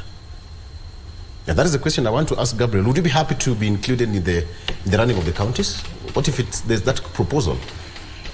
How would you receive it? For all intent and for all purposes, we are involved in running of counties because we appropriate monies to them. I mean, so once you appropriate monies to counties, then you're involved in their governance, and that's what I was saying.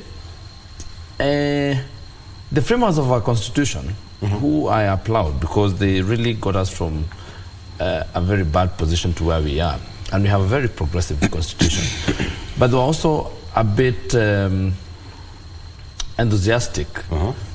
And from the lens that they saw the country in, they really avoided what had been the government that Moi led at that time. So they really were very enthusiastic to make sure that some things never get to go back to where they were. And therefore, in that process, they did a lot of, when we talk about the bicameral parliament, you would understand, anybody would understand where they're coming from. But in the process, I think they put very ambitious proposals, and we passed them. And you all know how we passed the Constitution. So what we say is that probably at some point we will need to do some rearrangements. And that's why you find even now we're still doing some rearrangements of the Constitution. We are saying now members of cabinet should now come to the floor of the House and answer some questions. We are realigning. And I'm saying some of these changes will take a long time to align to our current issues. That said, I agree with the two gentlemen on having a more inclusive way of dealing with first of all appropriation to the counties, because at times we do appropriation that is not really at times is not friendly to the counties. At times we deny some counties that would have needed more funds, we deny them funds. Simply because we are not in the know. And as DG says that in as much as we know these issues, when you hear them from someone who's dealing with them on a daily basis, then it makes more sense. And therefore I think we need to even have, I don't think the public participation that we have during budget is sufficient to understand the issues that are touching on counties appropriately for us to appropriate monies to them. So I think it would be a welcome idea. The only thing I depart from is how DG imagines this should be done. And he has allowed himself to mislead himself on saying that this is probably why there are bipartisan talks. The bipartisan talks cannot discuss issues that touch on the Constitution.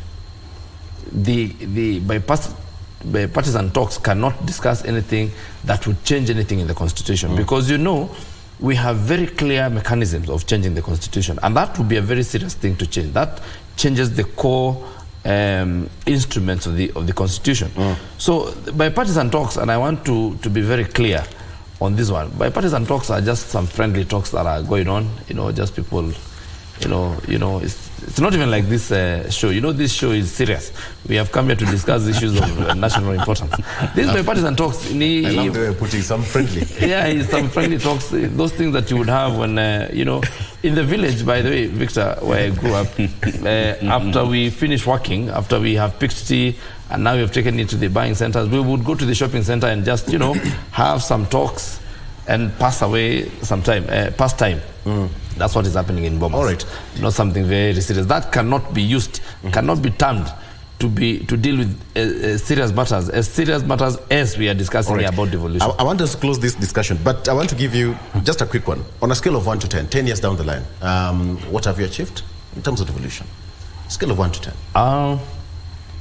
I would give it a 7. A 7. Yeah. National Assembly, you have a role to play. DG, out of 10. I think 8, and he has made a very serious I think allegation. It's not an allegation. It's a statement of fact. Let's be serious on the issue touching on this country. Mheshimiwa, let me tell you something. The government that we have in place, which we have recognized as Azimio, is won by a margin of 200,000 votes. That tells you something. Almost half of this country voted otherwise. They did not, and then somebody will argue democracy, but Mheshimiwa, just a minute. That's why I did not disrupt when you are talking. Allow me to make my point. So the proposals that are going to come out of that discussion of tea and mandazi, the way I'll get into that, DG. Okay. I'll get into that. Okay. I'll get into that. Just your wings. He has given a need. So I think so far, yes, having practiced devolution, having been part of it now for those almost 10, 11 months, I think 8 is fair. 8 is fair. Yes. We need 7. To strengthen devolution seriously. And that too is a big margin. Yes. That too is a big margin, yes, having in mind that we still have a long way to go. Yes. So I'd also assume that 2 is almost equivalent to 8 for us to fully get it right, according to me. Yes. We still have a long way to go. Chashel, out of 10? I want to be a little mean and give it a 6. My goodness. Okay. Why? Because I'm expectant to something better, and I'm optimistic about the gains. I'm optimistic about the milestones that have been that we've gotten with devolution for the past 10 years. But I'm also expectant about something better, something about strengthening devolution, making devolution work, just like most of the other democracies across the world. You know, devolution is actually the way that many of the developed countries are. You know, you look at Japan, you look at Germany, you look at the United States. All those governments have got devolved units, and they have extremely strengthened devolved systems that make people not necessarily to see who the president or the head of state is. Yes. Because they know whatever they want, they can be able to get it, even at the local level. Okay. I want to give you 1 second. Allow me to take you back. Perhaps something you're not privy to. What are some of the key pointers that will dominate the talks starting tomorrow in Uasin Gishu as far as this devolution is concerned, and what we need to move forward to? Basically, counties come together to each one of them to showcase what they have managed to come up with, what they are doing in their various counties. Number two, they will also be discussing the way forward for devolution, which is critical. Number three is when you come together, you synergize, you discuss, you see where the weaknesses are, you see how to fix them, you review also the past, and going forward, you also agree concretely on what to be done. There is also the issue of development partners and how the counties relate with the national government, because the national government will be part of this. So in this case, developing partners will also be exchanging views with our counties. And lastly is there will also be civil society and interested parties. Yes. As far as devolution is concerned. They will also be making their presentations on what they expect to see. And that is critical, because at the end of everything, all that conference is going to achieve is on how to improve on devolution, how to strengthen service delivery at the grassroots level, and how to better going forward devolution. Absolutely. Yes. All right. Gentlemen, on the front page of the Star newspaper and the Standard, Star says dialogue. Raila Ruto meets U.S. Senator. The Standard says U.S. hand in Ruto-Raila talks. Let me start by reading a comment by yours truly, Gabriel Kagombe. You can get that piece on page 5 of the Star newspaper. And it says Kenya does not need external mediators. This in relation to the bipartisan talk that is a 10-member committee beginning at Ground Zero today at 11 a.m. at the Bomas of Kenya. But, Gabriel, allow me to quote you what you said. It is a DNA of Azimio leader Raila Odinga to call external people because he knows he has exhausted the local mechanisms. First of all, what are we discussing? The 2022 elections are over. The law says that when elections are over and a government is in place, you let the government make decisions about this country for the next 5 years.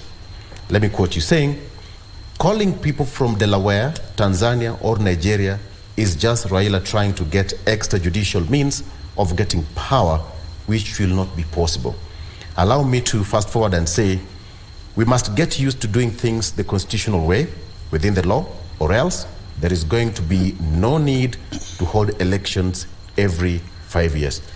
The comment continues down therein. What did you mean by this? I spoke in English, Victor. That is plain English. What I mean is, right. We must be decent enough to respect our constitution, to respect our laws. When we make laws, and we must be led by the law. That is the only decent thing to do. It is how democracies are done. And I've heard DG alluding to something before you stopped him, because he was already misleading himself again. When the constitution, when the law says that the winner of the election shall be the one who achieves 50% plus 1, it means 1 vote, not 1%, 50% plus 1 vote, right? It's because it's a democracy, and that is, unfortunately, there is a law as it ought to be, or it should be, or we aspire, or as aspired, but there's the law as is. As it is now, the law says that the person who wins the presidency is a person who gets 50% of the votes cast plus 1 vote. If you both get, if you get 49% and one gets 50%, and then an extra 1 vote, that's it. That person forms the government, or that party forms the government. It is the way, it is our law.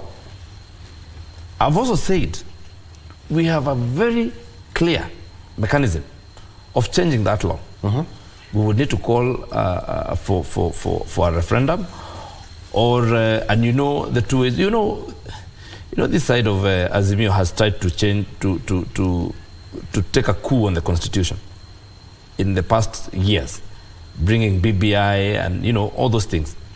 So what I was saying yesterday, and all I'm saying in that paper is, you can call Senator Chris from Delaware. You can call everyone. Call even President Biden. Call everybody you want. This country has no legal crisis. We do not have a constitutional crisis. We have a government in place, and that government is executing its mandate. This story that for this country to run, Raila Odinga must be happy, has to stop. This country is bigger than Raila Odinga. This country has decided, we have decided for ourselves the way we shall govern this country. And the people went to the ballot, and they said, we want President William Ruto to make executive decisions, to execute and to exercise executive authority as given by Article 131 of the Constitution for the next 5 years. And that mandate was given to him legally, constitutionally.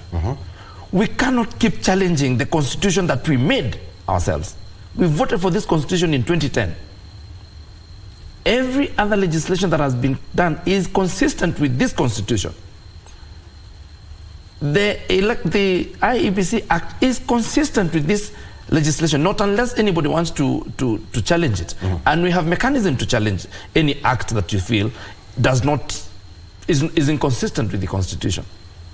So we shall not continue using extrajudicial means, first of all, to disrupt the economy, to disrupt governments, and to get to government all the time. It is not constitutional. It is not democratic. And I wonder what democracy Raila Odinga is applauded for, if he cannot respect a simple decision of the people of Kenya. The majority of people of Kenya stood, they went to the ballot box, they voted for a government. And that government is executing its mandate. We must be decent people to allow that to happen. And therefore, and when you realize all these people, I heard that Suluhu was in the country. I disagree, because I know how the protocols that are involved in when presidents come into countries. We were in Mozambique with the president last week from Thursday, and I know how elaborate it is when a president is visiting another country. These things that there was Suluhu, I don't know, at some place in Isiolo, I don't know, in Nanyuki, I don't know where, that was so clandestine, cannot be entertained. We are a sovereign country. If you decide that you'll be inviting other heads of states into this country behind the back of our president, what are you doing to our country? Why do we have sovereignty? You know, World War II was caused by such a breach of protocol. And we're saying that we cannot continue like that. So therefore, for me, even the whole issue of talks that is happening in Bomas, I've told you, it's about chai na mandazi na yo maneno. If you want to have talks, if anybody has a problem with the Constitution as it is, let's go to the ballot. Let them initiate a change of the Constitution through a referendum. We shall vote for it. All right.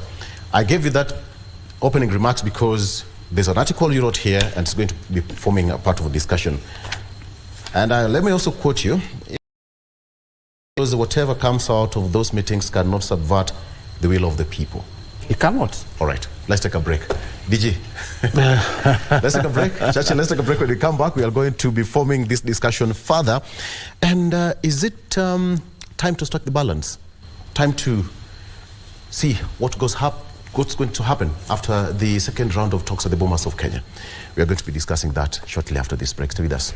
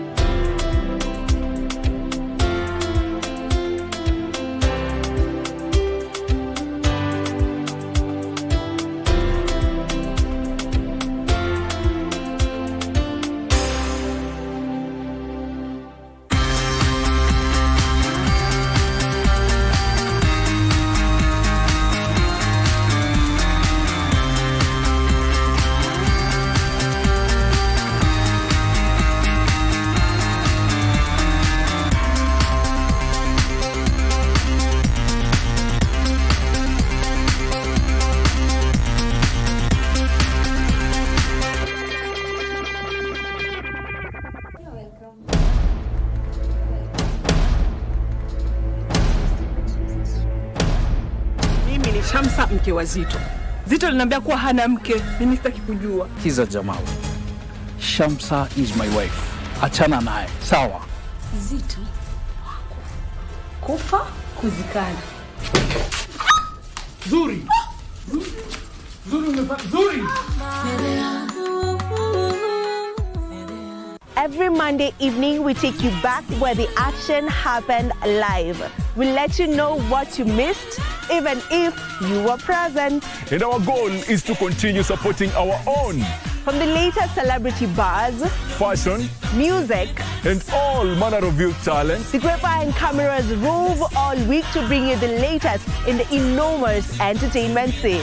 Watch Grapevine every Monday at 10 p.m. and the rerun on Tuesday at 2 p.m. only on KBC Channel 1, baby. Engage us on Facebook and Twitter, #Grapevine on KBC. Let us know what is happening in your area code, because you know what they say, if you did not see it on Grapevine, then it most probably never happened. Bah! Ain't nobody gotta tell you what you gotta do.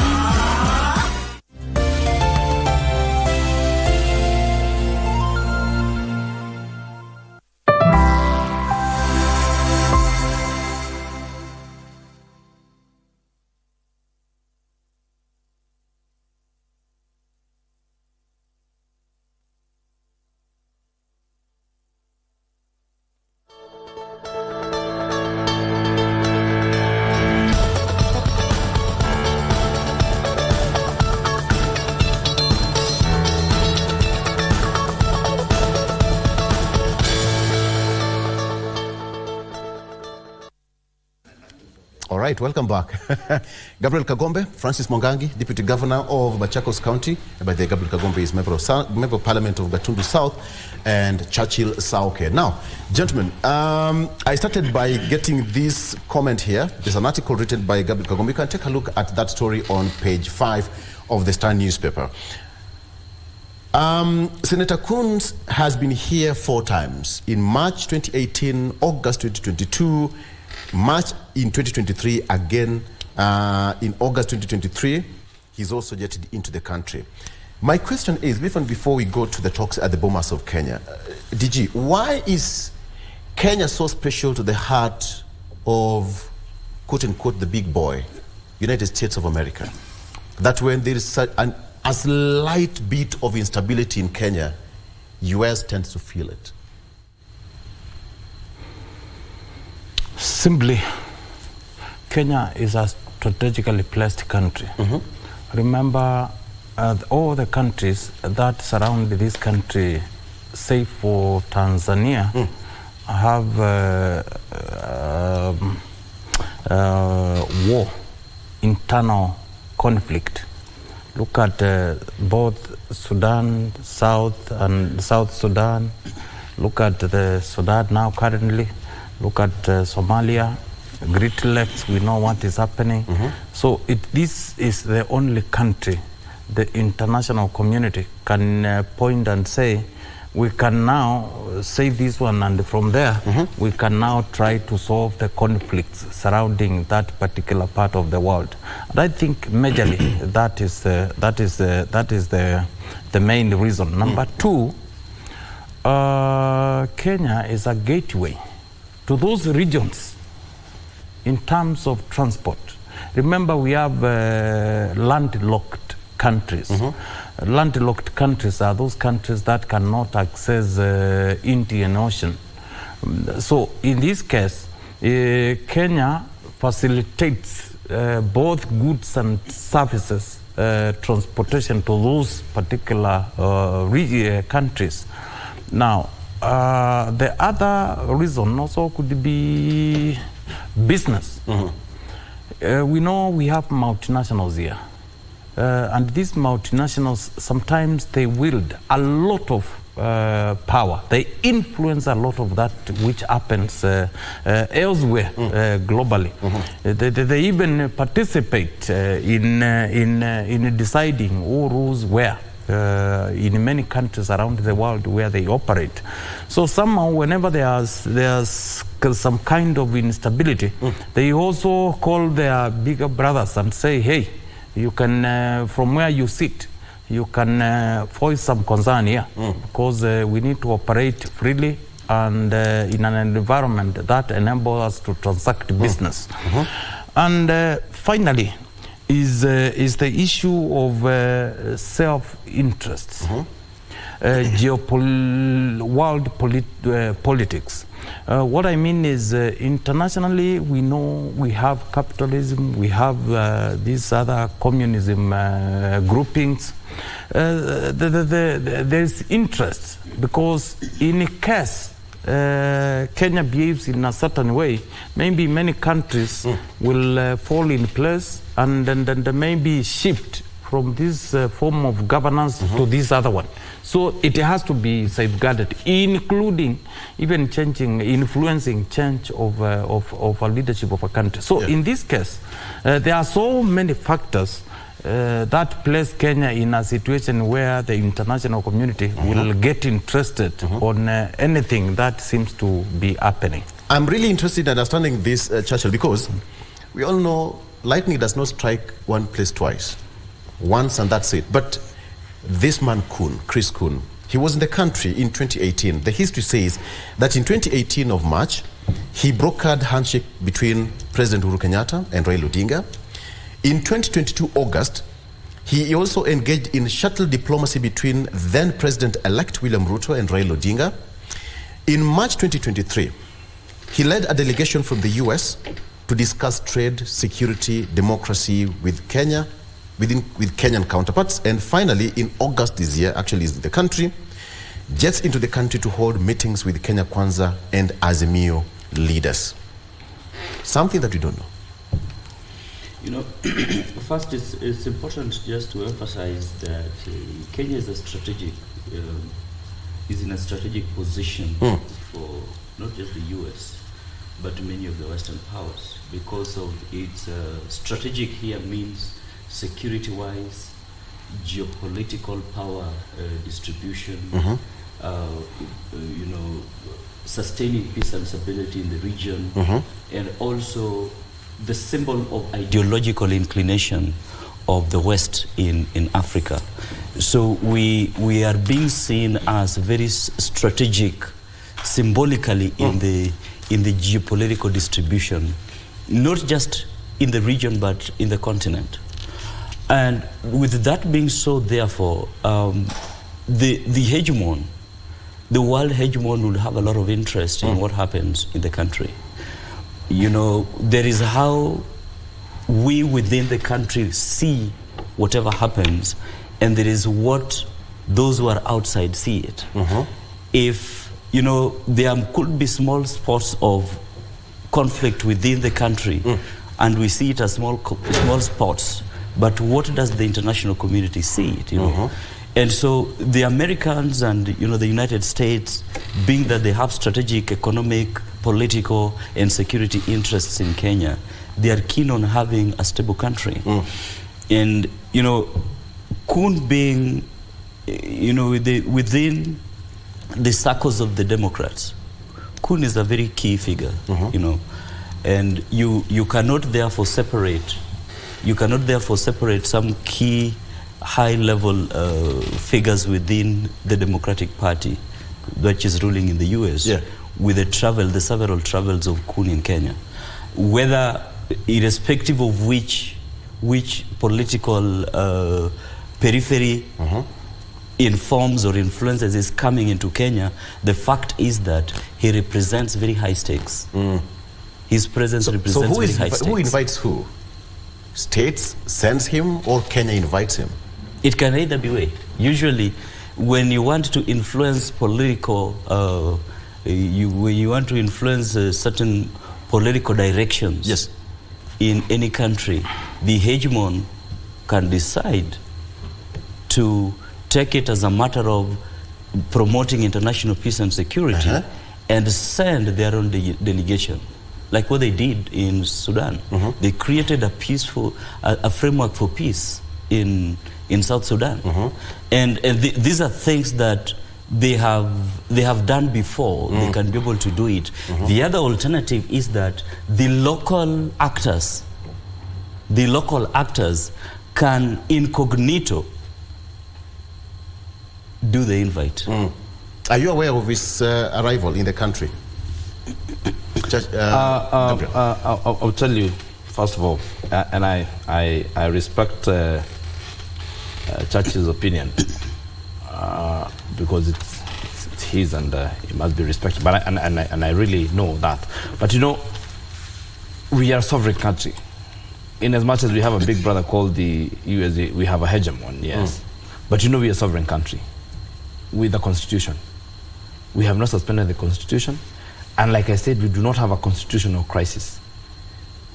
Like the DG put it, we are not like our brothers who have a crisis, internal crisis. We do not have any crisis. By the way, we have zero crisis. Like I told you, these talks are akin to the pacifier you give to a baby when they're crying. You give them a pacifier so that they stop crying, but you know there's no milk, there's nothing, there's no nutritional value to it. It's just a pacifier. And because, you know, you have fed a child is fed, you know, they're just crying, they're just being a crybaby. So we have had everything within we have no constitutional crisis, everything is working, but we have someone just crying. So what do you do to them? You give them a pacifier. And I know it comes at a very high cost to the government and to the country at large. Because the people who are now stuck and holed up in Bomas should have been involved in better ways of managing the country. Because I want to ask you something. Whether Kun is here by his own invitation or by the invitation of Raila Odinga or the whoever it is, when we have any conversation, where is it going to be anchored?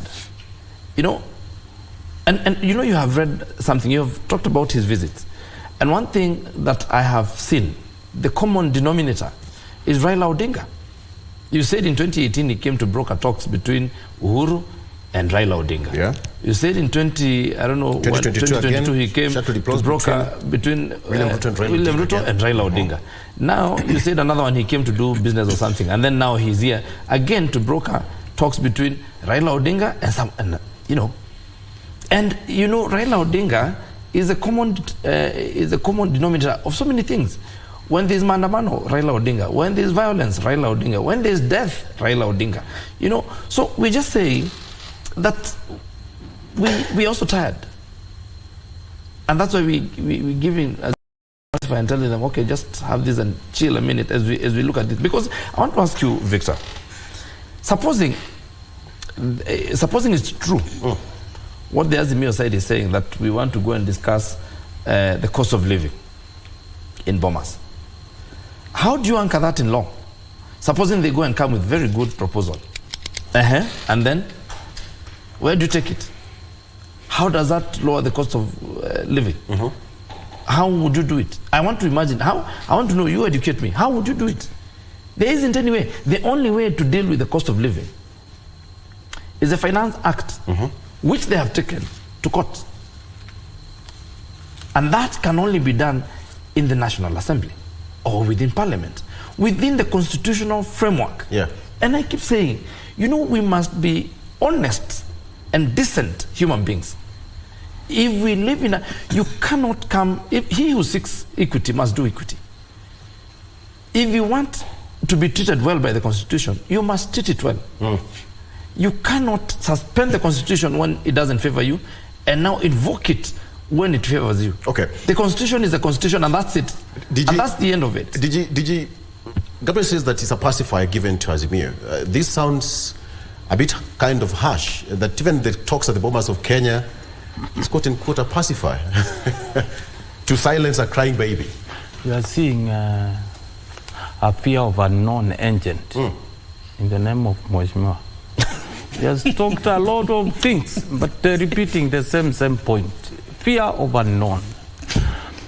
Mheshimiwa, this country has lost a lot since you came to power. I have a lot of respect for Kenya Kwanza, and I'm among the people who opposed violent demonstrations when they were called. I talked the way I'm talking, and said, we can look another way of solving whichever issues are there. But now that we are at Bomas, I think we should be serious a bit. I think Mheshimiwa must have been out of the country and came to maybe to contest in Katundu and was. He said because he was somewhere last week. We were here 2007, 2008. We know what happened. We know the destruction that was there. Why, if you were also here in 1982. If are you isolating issues? So, even in 1982, we were here. In this case, we know the common denominator. In this case, the issue of Raila Odinga is not here nor there, because Kenya Kwanza had a list of their issues. Azimio had theirs. And what we are discussing here about what Mheshimiwa has been leveling so much, talking about, none of the issues is raising are in either of the sides list. So in this case, Mheshimiwa, if it is the issue of IEBC, I'm sure you would wish to have a fair referee. Don't just say there is a law, there is a law, there is a law. You know, Mheshimiwa, look at the country. Don't look at you. Don't look at a law. Yes, of this country. But what I'm given saying, to us by ourselves in the Constitution of 2010. You are an advocate of civility. I wish you could listen a bit. You know, if it is IEBC, let it be those managing the next election be people who can be trusted by all players. And that can only be done in Bomas? No, just a bit. It can be a process. It can start somewhere and end somewhere. So in this case, I think there are issues. When we are talking of cost of living, yes, we are saying it can be discussed in Parliament, but we are also forgetting the Constitution that you keep on quoting. That Article 1, the sovereign power belongs to people of Kenya. Not to Kalonzo Musyoka. Not the people of Kenya is not Raila Odinga. So in this case, Victor, I think we need to be sober and put this country at first. I'm against anything, even if whatever they are discussing in Bomas brings to what he is fearing a lot, a share of the government. That is one thing I will oppose, openly and nationally. Everywhere I will oppose. Why? We are where we are because of that kind of a thing. But when it comes to the issues that were listed, I think they make sense if the two sides decide, and going forward, the country remains peaceful. In any case, yes. Will Mheshimiwa be happy? Assume he is now the president of the Republic of Kenya. Will he be happy leading a country that is vertically divided politically? What does that one tell you? Will you be happy leading a country when you wake up, you are just seeing demonstrations, people killing each other? Is he supposed to answer that? No, he is not supposed to answer, because I know what I expect. It's a rhetorical question. So, in this case, and he knows. In this case, just a minute. You know, just not. Okay. Just not. Civility demands that you allow I finish, then you come. But you asked the question. I wanted to give you a straight answer.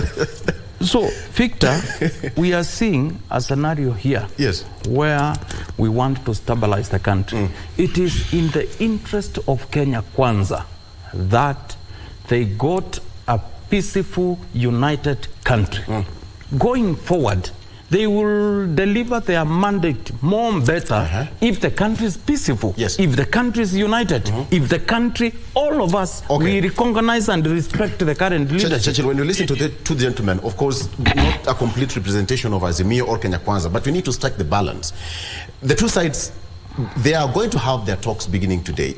If you had what was said yesterday, starting with Kithure Kindiki, he said that if the talks collapse, there should be no mandamano. The president also said, whichever way, there should be no mandamano. But let's strike the balance. Azimio had their set of demands on the table, same as Kenya Kwanza. But where do we strike the balance, even before we get to the real gist of the discussion that's going to begin today, the terms of engagement? I think in striking the balance is that we first needed to appreciate that as we go to the talks, is there a problem? Whose problem? Is there a problem that is making us go to the talks? if we are able to answer an affirmative action, an affirmative answer to that question, that there is a problem that needs to be solved, then that is the point where we can be able to begin striking a balance. If we do we have a problem? Or if we go to the talks with the belief that there is no problem, all right, and we go to the talks in the belief that there is a problem where, you know, we have two contending parties here. All right, we have two contending parties here. We must first agree that why are we coming to the table?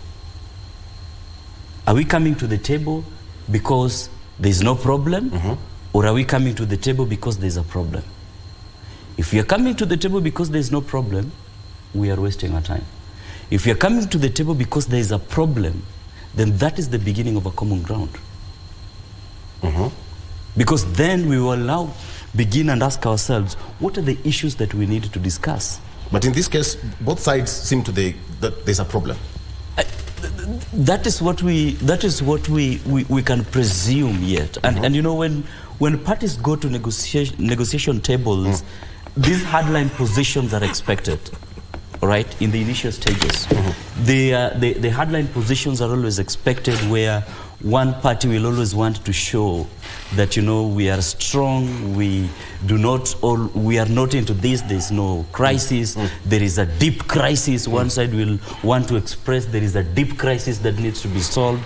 Another party will express that there is no crisis. These are things that are expected. Yes. The bottom line, deep within them, they'll always know that we need to sit down. Okay, let me ask you, as a Kenyan, let me just, with no political affiliation, whichever way, is there a problem or not? I think that there are issues that need to be discussed. There are issues that need to be discussed as a country moving forward, and you know, the list and the agenda provided there is irrespective. There are issues that need to be discussed. When you look at even the ordinary people, they are anxious and are expectant about these negotiations. When you talk to ordinary Kenyans, they will tell you that, you know, they are feeling the pinch of high cost of living and things like that. And I'm not saying this to mean that the solutions that are going to come from bombers will solve the cost of living. I'm just trying to highlight the fact that there are issues that need to be discussed. And when you look at the electoral, what came out of the elections, yes, you know, we have a government, yes, but the fact that in the evolution of our democracy, we have been trying to move from an extremely closed process of electoral process to an open electoral process, where we can be able to verify from end to end a winner of election.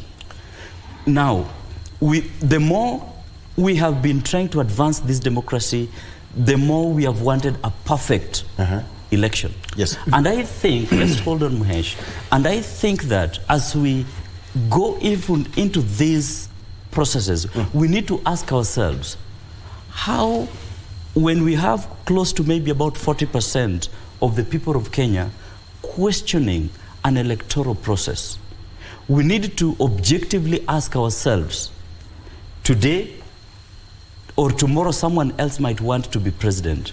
Do we have the right, whatever we have as is now, is it something that is able to provide for us a free, fair and verifiable election?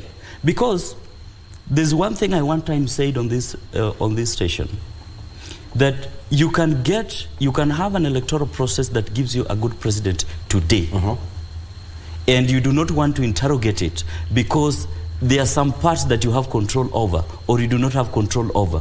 But you know what this thing we call sovereignty is something that is so key to a country, to an extent that, and I said it on this TV station, the fact that we are able to get technology from outside to determine who leads us as a nation makes us even more vulnerable to external interferences than any other negotiator who is coming from outside. Because that person can determine for us at some point future date a president who is not even a Kenyan. You know, Victor, you asked whether we have a problem. You asked whether we have a problem. On a Monday morning. You asked whether we have a problem. Yes. To be discussed. And we have a huge problem to be discussed. We have one family with so much political power in its hands. We have one family that has Ruth Odinga in the National Assembly, Oburu in the Senate, Rosemary in Iyala, and Raila as the leader of opposition. That is so much power in one family. And that is the problem in this country. That is what needs to be discussed in Bomas. How can one family... How does that affect my friend in Moyale? It affects everyone. I mean, when there's maandamano in this country, and we are having maandamano because Raila Odinga now wants the presidency. You know, because apparently no one else should be, in fact, it's just because there are probably no more members of that family. Yes. They think they should be representing Gatondo South now.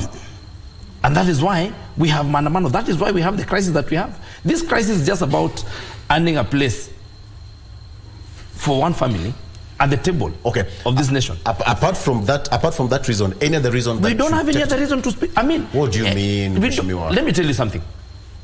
I've told you, this country has no constitutional crisis. I agree.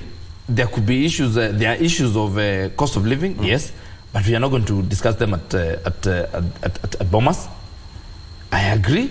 There could be issues of IBC. We have a clearly spelled out mechanism of how to do it. In fact, we started that process in Parliament. There was no crisis. Everybody voted for it. So not unless you want to say that we removed everything from the constitutional mandated institutions and now we take it to the streets. So that we say if there is SRC, I mean, there was a problem. Let me tell you. Excuse me. Let me finish, Victor. We had a problem with the remuneration of teachers. SRC has its work. So when there's a problem with the remuneration of teachers and we need to increase the pay, we go to Bomas. We have a problem with the remuneration of doctors. So do we go to Bomas? Not everything. Not everything that goes to Bomas. But it's... In fact, in any case, and I dare say that, in this country, we do not have anything to take to Bomas. No. We have nothing to take to Bomas. And I've told you this. Yes. We are staring at a very dangerous precedent that we can suspend the constitution at the whims of one individual. That we shall now sit and say now we can suspend the institutional mandate given by the constitution for parliament to determine the cost of living, to determine how the country shall be ruled, and we take it to Bomas. What we are doing right now is creating a very dangerous precedent. But you know, let me tell you something. When you find me taking this stance, is because I know we have been on the other side, and we could have called for that. We could have called for that if we wanted. We have been until August last year. We were in the opposition, and you know that. But we were decent enough to know in the that government. We were outside for all intended purposes. We were out. We were the opposition. These people, that was a No. We were in the opposition. Don't trivialize this. I think Wishing would say, Allah. I think this DG. I think based on what you said, no. It seems that don't allow it lying down. You know, you have given him a lot of time. All his government. Just listen. You're going to then go ahead, let's wind up for us. Go ahead. You see, he was with the head of state. We respect that. And by the way, I've traveled with him more than you.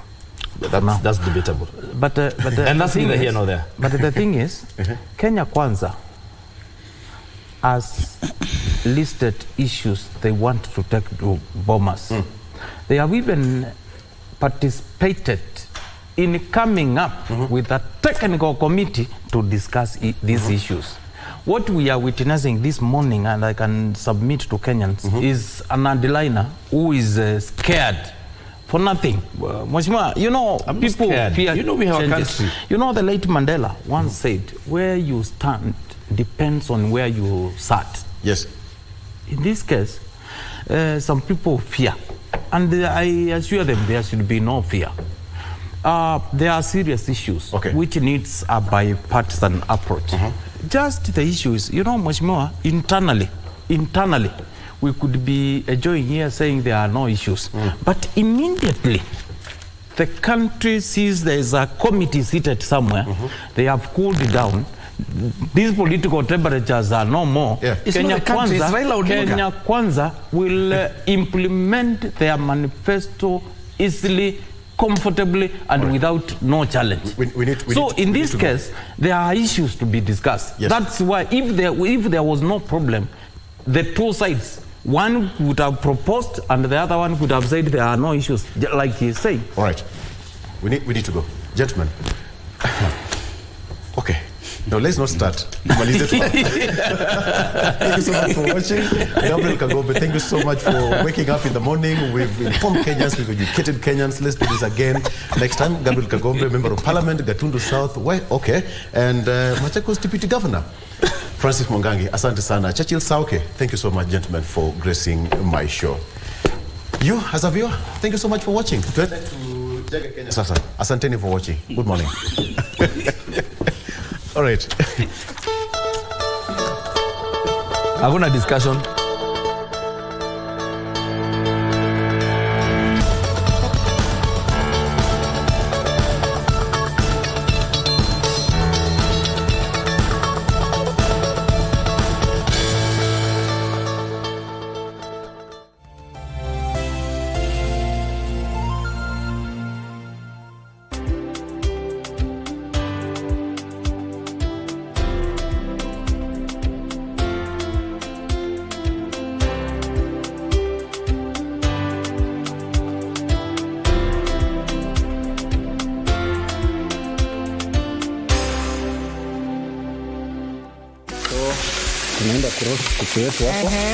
What's in your kitchen? A show that celebrates Kenyan and African dishes. Rusha. Wait. Be careful. Yes, because I've seen some fire jump there. That is called flambeing. Flambeing. So tukiona moto tujue ni flambeing. Crushed methi seeds. Kila siku soma kitu mpya. Mchele yetu iko sawa. Hii iko sawa. Tumalize. Sasa ni kwenda tukule. Napima. Hii ni chakula mzuri sana. Nzito kabisa. Salivate this delicious meal on your screen while taking notes for the recipe. Don't miss what's in your kitchen on KBC. Vijana chapakazi wenye nguvu za ziada. My youth, uko na talent ya kusing, spoken word, kucompose jingles ama any other unexploited artistic talent. Gava through Ministry of Information, Communication and the Digital Economy na KBC sasa wamekama up na project ya kupromote usanii called Studio Mashinani. Hizi ni studios ziko grassroots and they are fitted with high quality state-of-the-art equipment where you can produce quality audio and video music content for free. What's more, wanaoffer mentorship na talanta yako itakuwa promoted on KBC Channel 1 TV, Y254 na radio stations za KBC. Tembelea Studio Mashinani huko Comarox, Langata, Sauti House Mombasa, Kirwara huko Gatanga, Kitui next to Manyanyoni Chiefs Camp na Kisumu City wako hapo KBC station. Usilalie talent. This is your chance to commercialize and popularize your talent through Studio Mashinani. Isipokuwa ni vile ningekuombea Mungu tu. Uoe mapacha, yani uoe mabibi wawili, mapacha. Unaona kana nyanyake. Okay, nasema hizo nyanya unakatakata. Sasa utasikache kwa sababu utaki kunikamata. Ndio napendanga sana ukijibu hiyo ya marahaba. Unaijibiki kama ni Jacoba. Sasa wewe ndio cut. Uliwa na kasichana kadogo tu kamekucha kanachiita manager. Mama yake ambao watu waoze choo. Watu waokote kuni. Sunde. Wewe. Sikia vibaya na huko. She hasn't just taken this title, She's absolutely obliterated the whole field. 3:52.96. It's a big stage, big names and big expectations, and a massive celebration of athleticism. More than 2,000 athletes from over 200 countries will compete in 49 events, drawing inspiration from past memorable outings. Team Kenya is looking ahead for a remarkable feat in the forthcoming World Athletics Championship in Budapest, Hungary, in Central Europe. Witness the wonders from Budapest, Hungary, on 19th through to the 27th of August, live and exclusive on KBC Channel 1. KBC Channel 1, your true sports partner.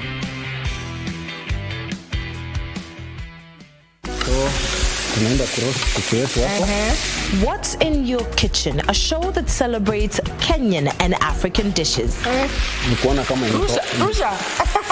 Wait. Be careful. Yes, because I've seen some fire jump there. That is called flambeing. Flambeing. So tukiona moto tujue ni flambeing. Crushed methi seeds. Kila siku soma kitu mpya. Mchele yetu iko sawa. Hii iko sawa. Tumalize sasa ni kwenda tukule. Napima. Hii ni chakula mzuri sana. Nzito kabisa. Salivate this delicious meal on your screen while taking notes for the recipe. Don't miss what's in your kitchen on KBC.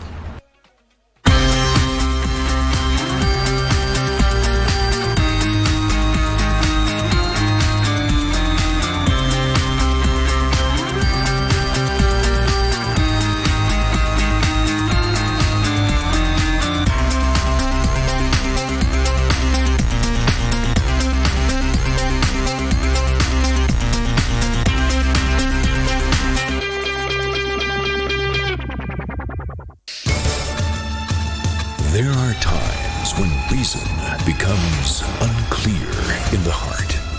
Isabel Montalban will now convert paradise into a land of the wild. She knows her heart is true to one of the Oteros, but is not quite sure who of the three it is. In these wild lands, it is the rule of heart that is supreme. In wild lands. Every Monday evening, we take you back where the action happened live. We'll let you know what you missed, even if you were present. And our goal is to continue supporting our own. From the latest celebrity buzz, fashion, music, and all manner of youth talents, the grapevine cameras rove all week to bring you the latest in the enormous entertainment scene. Watch Grapevine every Monday at 10 p.m. and the rerun on Tuesday at 2 p.m. only on KBC Channel 1, baby. Engage us on Facebook and Twitter, #Grapevine on KBC. Let us know what is happening in your area code, because you know what they say, if you did not see it on Grapevine, then it most probably never happened. Bah!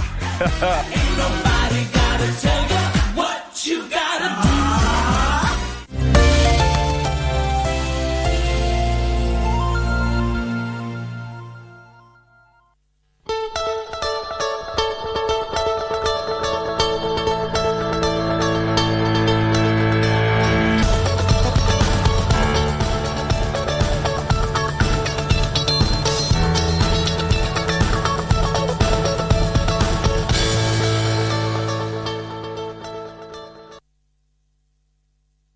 Welcome to the program. We continue with this morning conversation right here.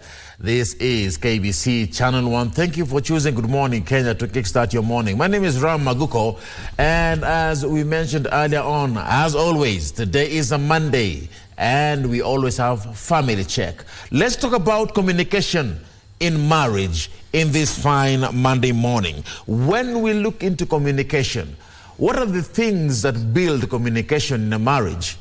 What are the things that prevent it from happening? What about times when you're fighting and arguing and in a heated conversation? How does communication take place when the both of you are high up like this? Let's have a candid conversation, shall we? In this particular conversation, I am with Pastor Paul Blessing joining me today. Karibu sana. Asante. Hope you're well. I'm well, thank God. And my name is Ram Maguko. As I mentioned, my handle is at Ram Aguko.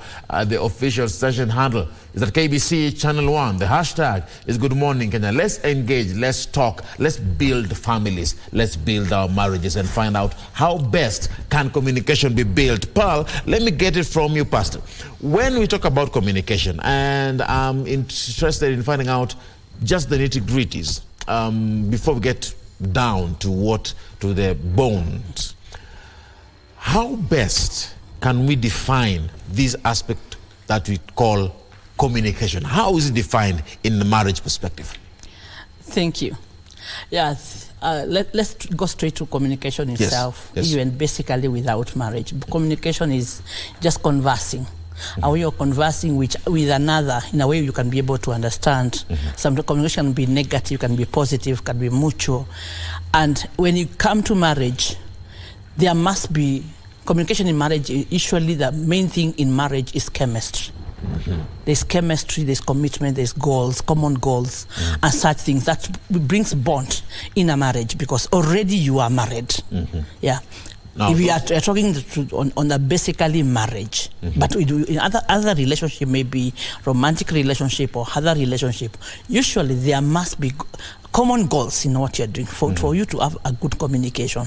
Yes. So we're talking about how people interact, how they talk to one another. How they talk to one another. Now let's talk about the marriage one. The main basic communication in marriage is in the bedroom.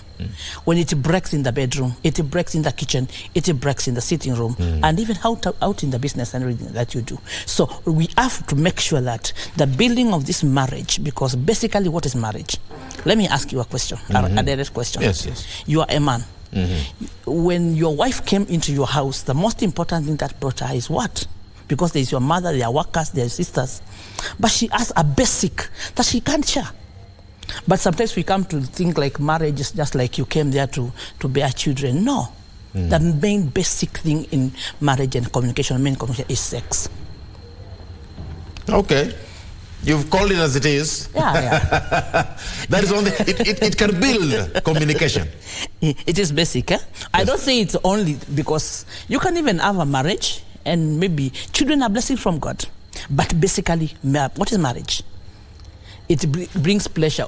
Even if you got married today and there is no consummation, even by law, that marriage can be broken. It can be broken. Yes. So we have to agree that it is basic. So as we bring other things in together, so that we can be able to grow it, we need to get this basic. You can use that as a form of building. It builds the rest. If it is in marriage. Yeah. We are not talking about those who are dating, ladies and gentlemen, those who are in marriage setup. So if you're dating a bado, this conversation is not for you. Let's go to the marriage. When people meet together and they lay together, we are talking about that builds communication in a marriage. Yeah. Okay. Now, you mentioned chemistry, Pastor. You mentioned chemistry, and I'm interested in and intrigued by that particular word. Yeah. When we say chemistry in marriage, is it something that is built over time? Or is it built through finding out, okay, we love the same things, we like the same things? Or is it built even after the wedding day? How do you build it? You know, chemistry is inborn. It has to be built to continue. Yes. Because I usually say, just imagine a wedding day. We spend a lot of money to prepare that girl to look very beautiful. Yes. Let me ask you. The girl that was married on the wedding day, does that man see him? See that person again? In the house, he gets something different. You become somebody different. You dress different. He sees something different. And men need to see to be able to build. Chemistry have to be built, and it comes out of when you bring it out because you cause someone to be attracted, for it to rise. And this chemistry now will also build on the goals that you have in common in a marriage. No. So chemistry is something that you work on. You have to work it. You have to work on it. Work on it. Okay. So because today someone may be wondering, I need to build chemistry with my wife. Yeah. But we are just not connecting. we are not connecting, we are not communicating, no matter what I do, atupatani. Yeah, that's what a common goals. Issue. Yeah, you know, this chemistry has to be strengthened by common goals and commitment to these goals. And focus to do what you are planned to do together. But you find in marriages, you find people have diverse plans. You are married like an institution which is said it's a nation of God, okay? Yes. But you find maybe you have different accounts, you have different plans, and when you know, even your company, if the KBC has two strategic plans, yeah, of course there'll be problem. It won't work. You have to have a common goal. So if this is an institution that you want to build, you strengthen the chemist, you have commitment of common goals, okay? Then you'll be able to be focused.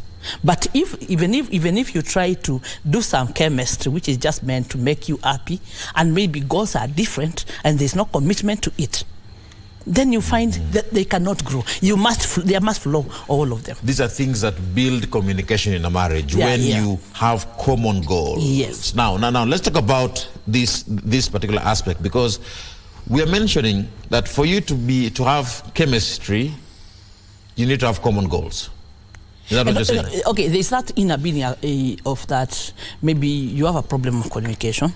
Yes. You know, there's a difference between there's someone who wants to be complimented, but they never compliment. You complain more than you compliment. If you give me 3 compliments and 1 complaint, I'll see this person is serious. But if you complain 5 and compliment 1 or no compliment, communication is already breaking. You see, because for this chemistry to be chemistry itself by itself, it has a lot in it. Okay, it has a lot in it, because communication is it's verbal. There's about also there is body language. Yeah. Okay. You can talk to me in a way maybe you are not talking, but you are talking. Do you know there's something that we call silent treatment in marriage? You get bored. I read, I don't know who it was, I read online that there was somebody whose marriage was broken because of the silent treatment. It is worse than beating someone. In fact, it is said that in the area of the brain which is affected by physical pain is the same that is affected by silent treatment. Silent treatment is worse than beating someone. All right. Yeah. Let's take a few steps back. Yeah. When I'm in an argument with my wife, or in an argument with my husband, how then am I supposed to communicate with them when I am the one that feels aggravated, or the other party feels aggravated and they do not want to talk anymore? How then do you handle it? That's why we are saying, let's go to chemist. Okay, let's say we check the bedroom part of it. That is, we said it's sex. You don't want to call it so, but I want to remind you that you are a product of sex. Okay. Yeah. So from now you don't take it. It is a gift of God, but to be used in the right way. Yes. Okay. Yes. Yes. So I'm saying that if there is problem of communication and maybe you're aggravated and you don't know how to communicate, it can be one way, but shouldn't be used as a tool. Maybe to silence, because even if you go there and you don't talk about it, it will still be in the heart. Putting everything down and talking about it is the best thing. If there's no communication or having time, you set time to talk. There's a pastor who had a certain case of marriage, and these people were almost breaking, and their problem was commitment in the work. You know, nowadays we are very busy. Yeah? You find maybe you leave the work at 9, your wife working in a bank, as overtime also 9:30, and you're already tired. You get home, you're very tired. Everybody is tired, and you find that there's a gap already. You don't find time to talk, and you become strangers in the same house. Then there was like, this marriage was almost breaking. Then this pastor told them, what time do you come home and what time do you come home? You realize these people don't know each other. You lock your phones. You leave your house, help with money enough for children, go in an hotel. After 1 week, let's talk. They came holding their hands. There was no time to talk. People don't talk. They are too busy. They're too busy. Yes. And this is something that you need to build. You need to invest in it, because it is the backbone of what you do. Right. How you excel here where you are seated, it is affected by how you came out from your house. All right. So many things are still coming up as we discuss. Yes. But let me take you a few steps back again further. The silent treatment you mentioned. Yeah. How then do you deal with your partner who is giving you silent treatment? Oh, it can be used as a corrective measure if maybe you don't listen, and it can also be abusive. But usually say if you want to overcome someone who is silent, there's one thing that we usually talk about. You can try to use laughter. You know, there's something very funny about laughter. If you laugh, she will laugh. Someone else, nobody will tell you. You see, you are laughing already. So if you go out and start playing with children and bring them inside there, everybody's laughing. Automatically, the person who was silent will laugh, and then you break in and you start talking. It's easy, but if you don't be careful, you can go for a year in silent treatment. So you're saying just be happy. Happiness is the key. It is the key, but those hormones for happiness has to be at work also. Because now the other person may even be offended. Why are you laughing? And I'm angry. I tell you, she will laugh. He will laugh. Laughter is very funny. It is contentious. Yeah, I said you laugh, you started laughing. And someone there was already laughing. Okay. I hope it works. We can try that from home. To build communication, try and laugh with your partner. Okay? And see what happens. Just enter the room like a mad person. Start laughing. But the best thing is to involve others. You see, you're already, all right. you're already there. Let me get something else from you. Yeah. Does my phone password help building communication? My partner wants my password. They want my pins and every detail about my things, bank account, ATM, everything, including their fingerprint on my phone. Do those things build communication in any way? That is immaturity for me. Okay, people, you call them views, opinions. Yes. I believe in space. When you are in marriage, you have space and you can be able to make your decisions, and you know how far you can go, where you can't go, and to be able to keep this marriage with integrity, what you should do. But taking phones, checking messages, that is immaturity. For me. Because let's give each other space, okay? You, like now, you are in a place of work, like here. Yes. There are jokes that you make in the office which are not meant to affect your marriage or relationship with your wife. But maybe one message like, I've missed you. Maybe you have not been together with members of staff for long. Then someone will just say something like that with no meaning at all. It can break a marriage. If there is no good communication, you see. So it was done, whoever did that message did not mean anything. But if you are not understood, it can be a problem. That's why it's good to talk. When you have an open talk with your wife or your husband, you build trust. Trust will bring confidence, and will build all other things. Let's use that example that you've given. Your colleague says, "I've missed you," and they send you a text with those 3 words. Yeah. I missed you. Your wife finds that on your phone, or your husband finds that message on your phone. Yeah. Brings issues. And of course, that is not something light. How then could this have been prevented? Should you go to your colleague and warn them? Should you delete that message before it goes even further and is misunderstood? Because sometimes you may have something on your phone, but because your wife may misunderstand it, you delete it. Or should you tell your wife well in advance that, hey, I was discussing this with my colleagues and this was said? How do you handle that? If you listen to this on a natural way, you will find that there is mistrust between you and your wife. Let me tell you, if someone truly loves you and have a lot of confidence in that relationship and that marriage, there are things that cannot shake them. And let me tell you, people will like you. Like you look good, of course. How many women admire you? You'll be admired. Many. You'll be admired. And if someone knows that your wife is the person that is like anything she rises, they will send serious messages to crush her. So if you can build that trust and that A message means nothing. I'm all yours. But then, how then do you build? We're building communication here. We're building trust here. Which one is the foundation of the other? Trust is key.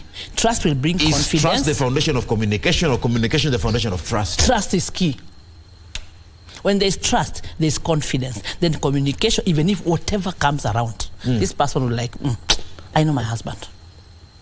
You can't check so me. Even if they read the message on phone, you go have coffee with him. Then people say, I can't imagine my husband having lunch with someone, coffee. When will he have the business deals? You will stay with him there and have no money, because businesses are done. Business deals are done by men and women. So if you protect him so much, does he not have a thought? He has a mind to know that where he should go and where he should not go, and which meetings to hold and where he's supposed to be. Let someone have space. Space. Yeah. Let your wife have space.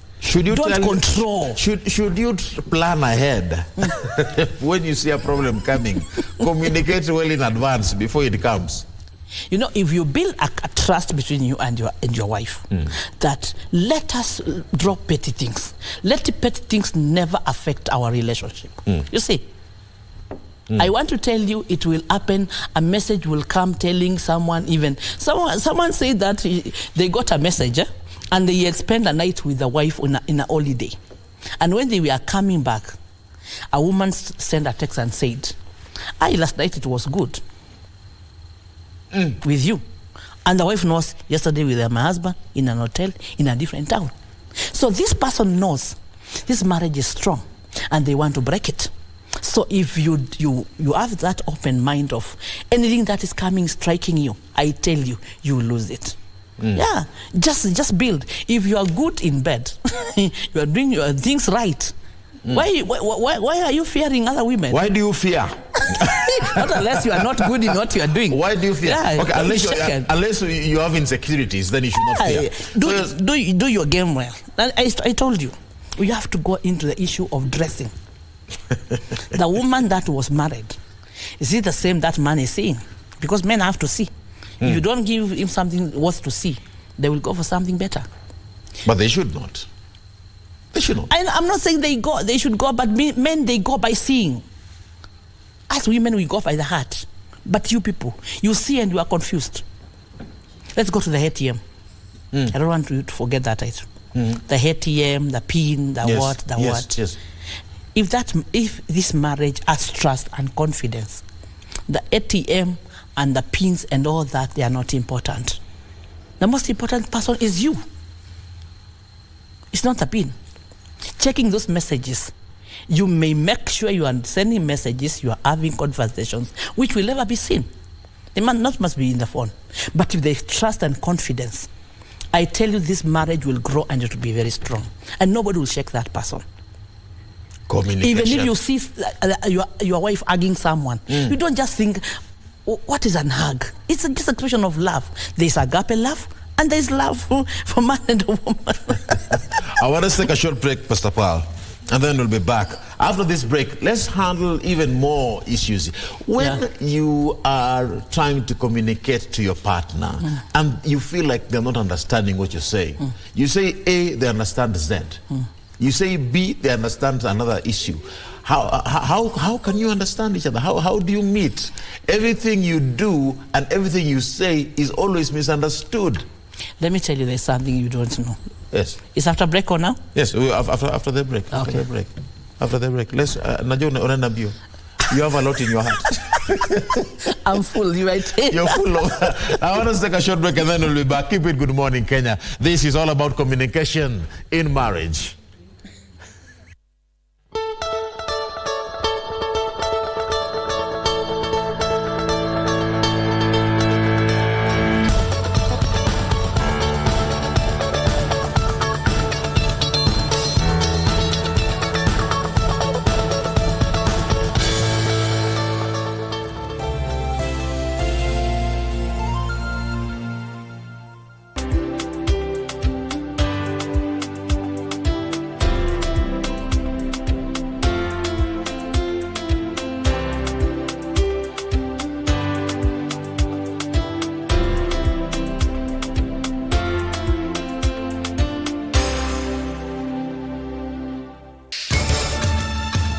There are times when reason becomes unclear in the heart.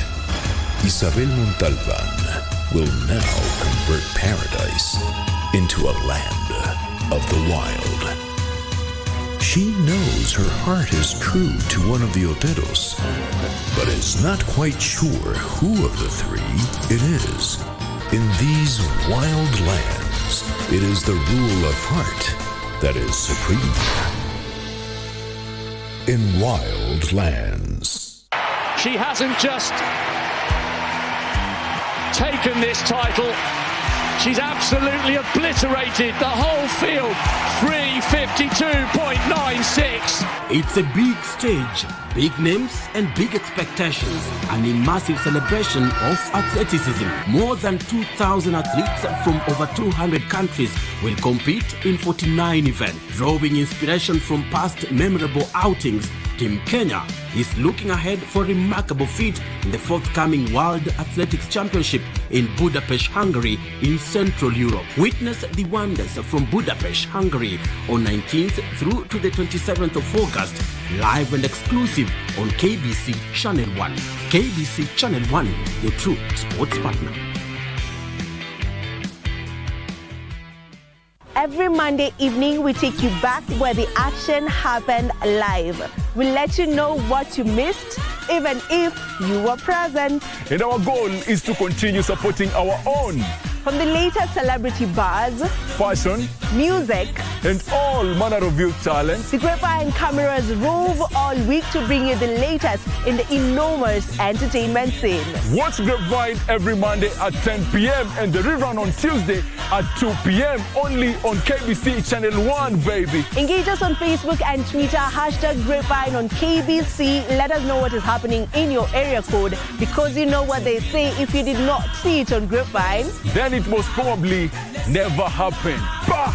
Ain't nobody gotta tell you what you gotta do.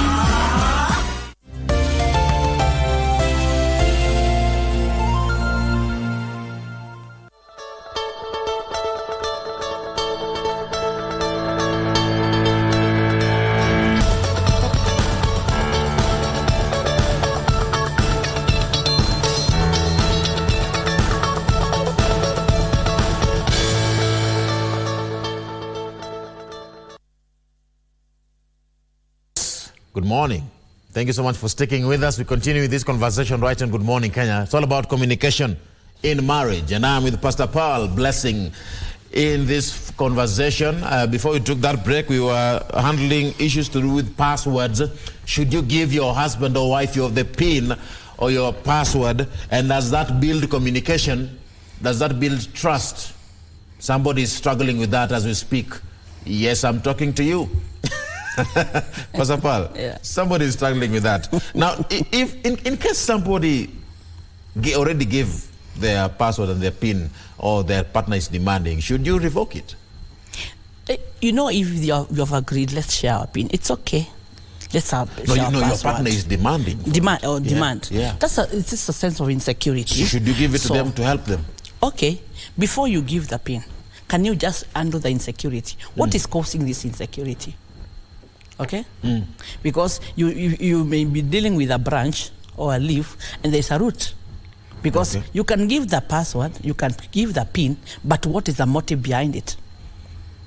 Yeah, because there are people who have got the PIN and maybe swindled the money and sent them to their parents. There are very people who are very funny. Let me ask you, if you let's say my daughter is married and she's taking money from her husband to bring it to me.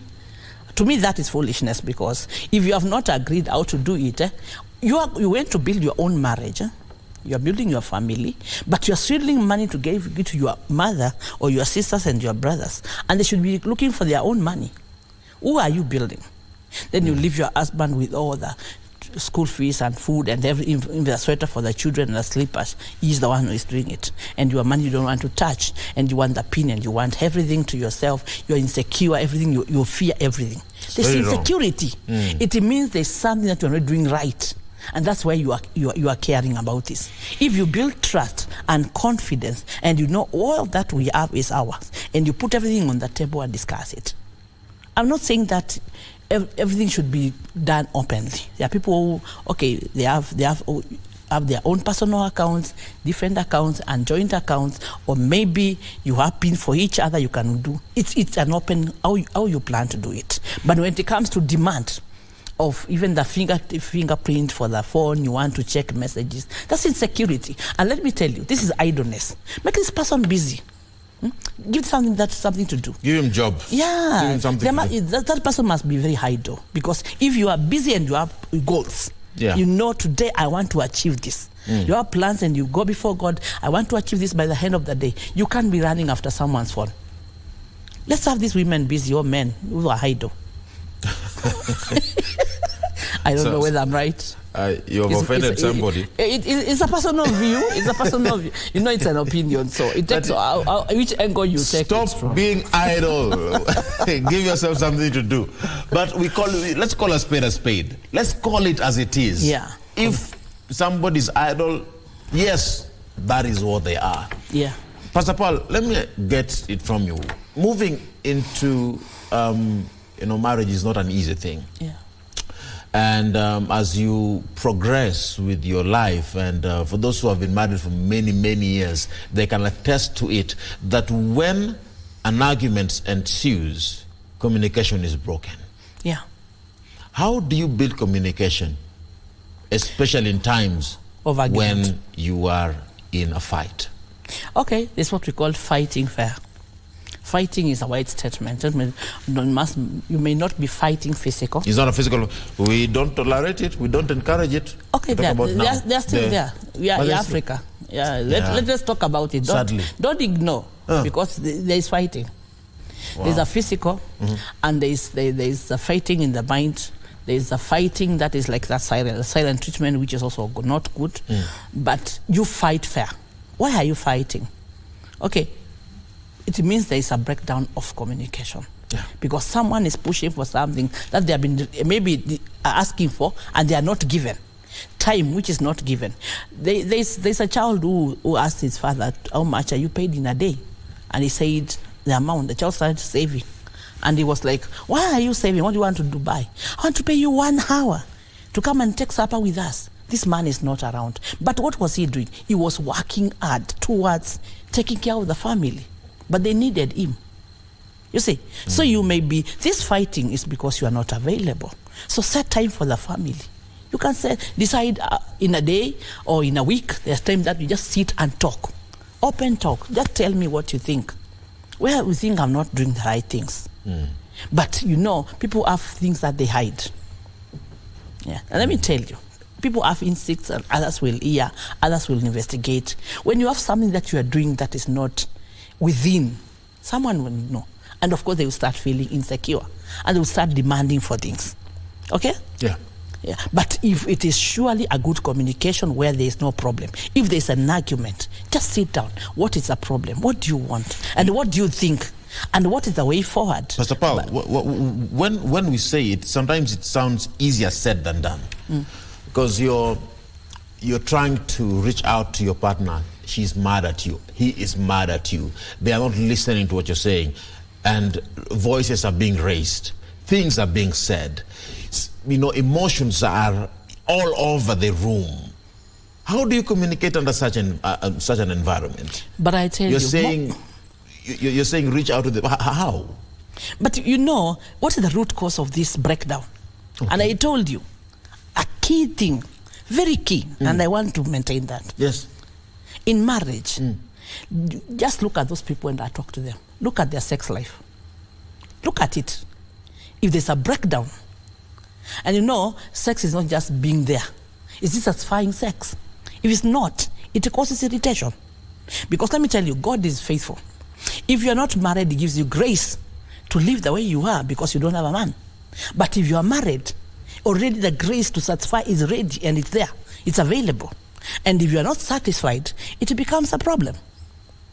Am I talking? Yeah.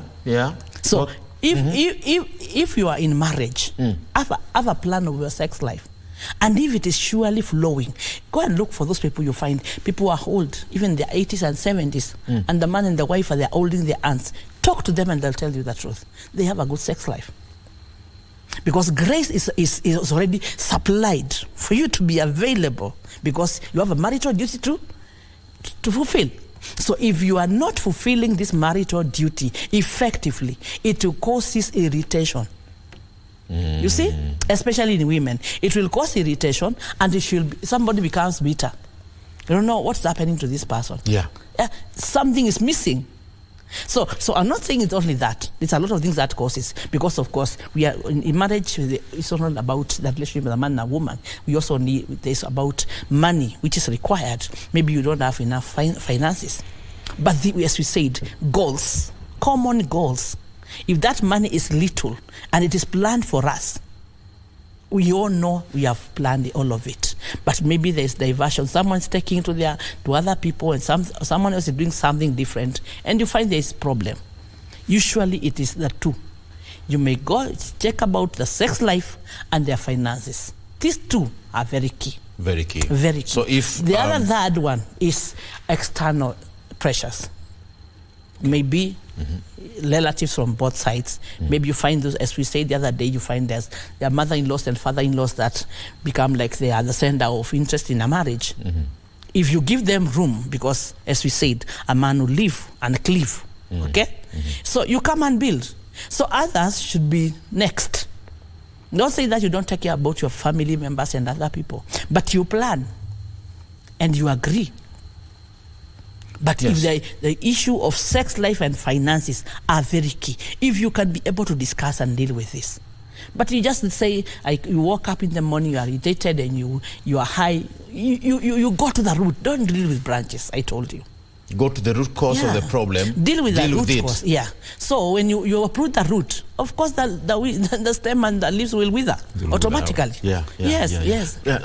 So when we look into what you've mentioned as a barrier towards proper communication in a marriage, you're talking about external factors. These external factors can be so diverse. It could be a relative. It could be a workmate. Or just a friend. It could be just that friend from church, that friend that you go to clubs with, or that person that it could be an ex.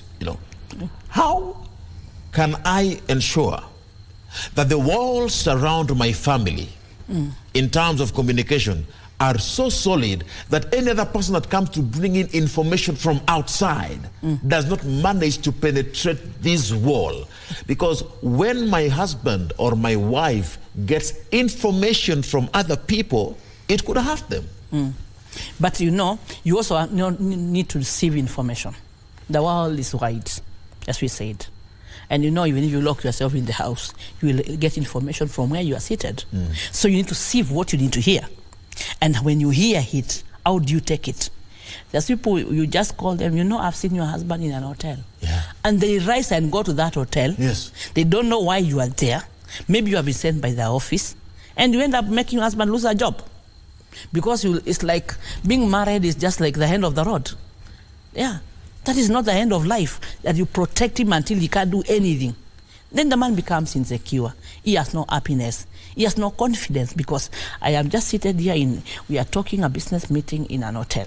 In case my wife finds me here, you will beat everybody in this temple. People can talk. People can really talk, especially in-laws, relatives, and those who could be even friends who do not mean well for you, and they don't support you being married to that particular individual. How do you put, And I remember before we went for the break, I told you, someone got a text, and they went for the holiday with their wife. And they were on their road coming back. And they know they were the two of them in that holiday. But a woman is sending a text saying that, I would like to have you again. Last night it was good. Because he knows the wife looks at the phone. And now, okay, read it now. Where were you yesterday? We were together. So, in case he happened not to have been home, how bad would it have been? So unless there is that trust and time to seek and take information and build on it, I'll tell you can't build anything. People are working out to make sure you don't make it in life. Also, pressure in the place of work can affect your marriage. Because you come here, you get pressure in the place of work, and you go home, you don't want to talk. And your wife is like, so you're not talking to me today, so you talk to others. Yeah? You know me, I sell men clothes. I usually say that if my shop was in Congo or Tanzania, I'll be rich because women there, they are really serious in investing in their men. They buy clothes for their husbands. This shirt avae weekend. No. But here you go. Nimnunulia kavalia mtu. No. Well, okay, let me ask the ladies today. Let me ask the ladies. Ladies, those who are married, of course. When was the last time you bought a shirt for your husband? When was the last time you bought? There are those who buy, but how frequent? Is it about frequency? I mean, in the field of men where I can tell you in Kenya, the percentage is very low. And also a man will go and buy you a dress and will say, who chose it for you? You see? So next time he'll say, I will never buy a jacket. Or let me tell you something that affects men and marriage. You go and find a very good watch or something and you take it to her. She doesn't like. She called her sister and gives. You didn't buy for her sister, your wife. You bought it for your wife. Now, so it will hurt you. Final question, Pastor Paul. Yes. What are those things that we can do that promotes proper communication in a marriage within just a minute? Okay, as we said, chemistry. Yes. Common goals, commitment, and of course, let there be consensus. And this will have to come through if only you build a circle of yourself. And also you need information from outside. You need to watch outside, but you need to build from inside more. Okay. Yes. All right. Let's bring this conversation to a close. Finally, if someone wants to get a hold of you, Pastor, how can they do that? Okay. My office is in Embassy House, the junction of Parliament and Arambe Avenue. I have a program called Star with Pearl. And you can get it on YouTube. Star with Pearl is STIR, starring, not Sio Nyota. Yeah, Star with Pearl. You can find me on YouTube and Facebook. Yeah. Thank you. That's her social media handle at Star with Pearl. That one I don't have, in fact. I have only Facebook and YouTube. You have Facebook and YouTube? Yeah. What's the name on Facebook and YouTube? Star with Pearl. Star with Pearl. Thank you so much. And guys, follow her and ensure that you engage with her if you have any other questions. Well, that is in regards to matters concerning communication in marriage. But yet, this conversation cannot end today. There are so many things we've not handled. So many questions that have been asked that we've not managed to answer. But the conversation is still ongoing. My name is Ram Maguko. Thank you so much for being part of this show. That brings us to the end of Good Morning Kenya. Stick around for more of our programming right here on KBC Channel 1. May God bless you. May God bless your marriage. Have a fantastic day. Thanks.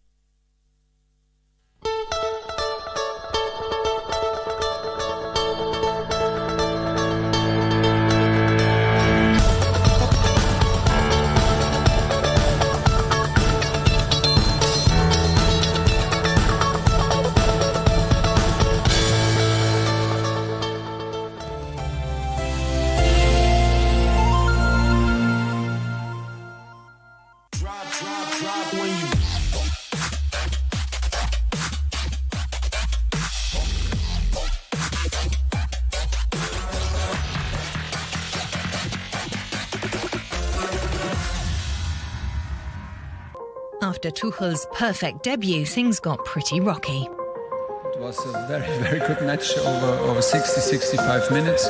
Goal comes from out of absolutely nothing. This can happen, but we were not able to show a reaction. The problems are obvious on the pitch. We don't look fresh. We don't look excited. We don't look like with energy to come back if things do not go our way. Yeah, if you lose, you can, of course, lose top of the table. The visitors know that they're potentially just 5 wins away from the title. In this extraordinary title race, Borussia Dortmund drop points. And if Bayern München win on Sunday against Hertha Berlin, they will return to the top of the table. Bayern back in first with 4 match days to go. And on the penultimate match day, they took on Leipzig. Gnabry!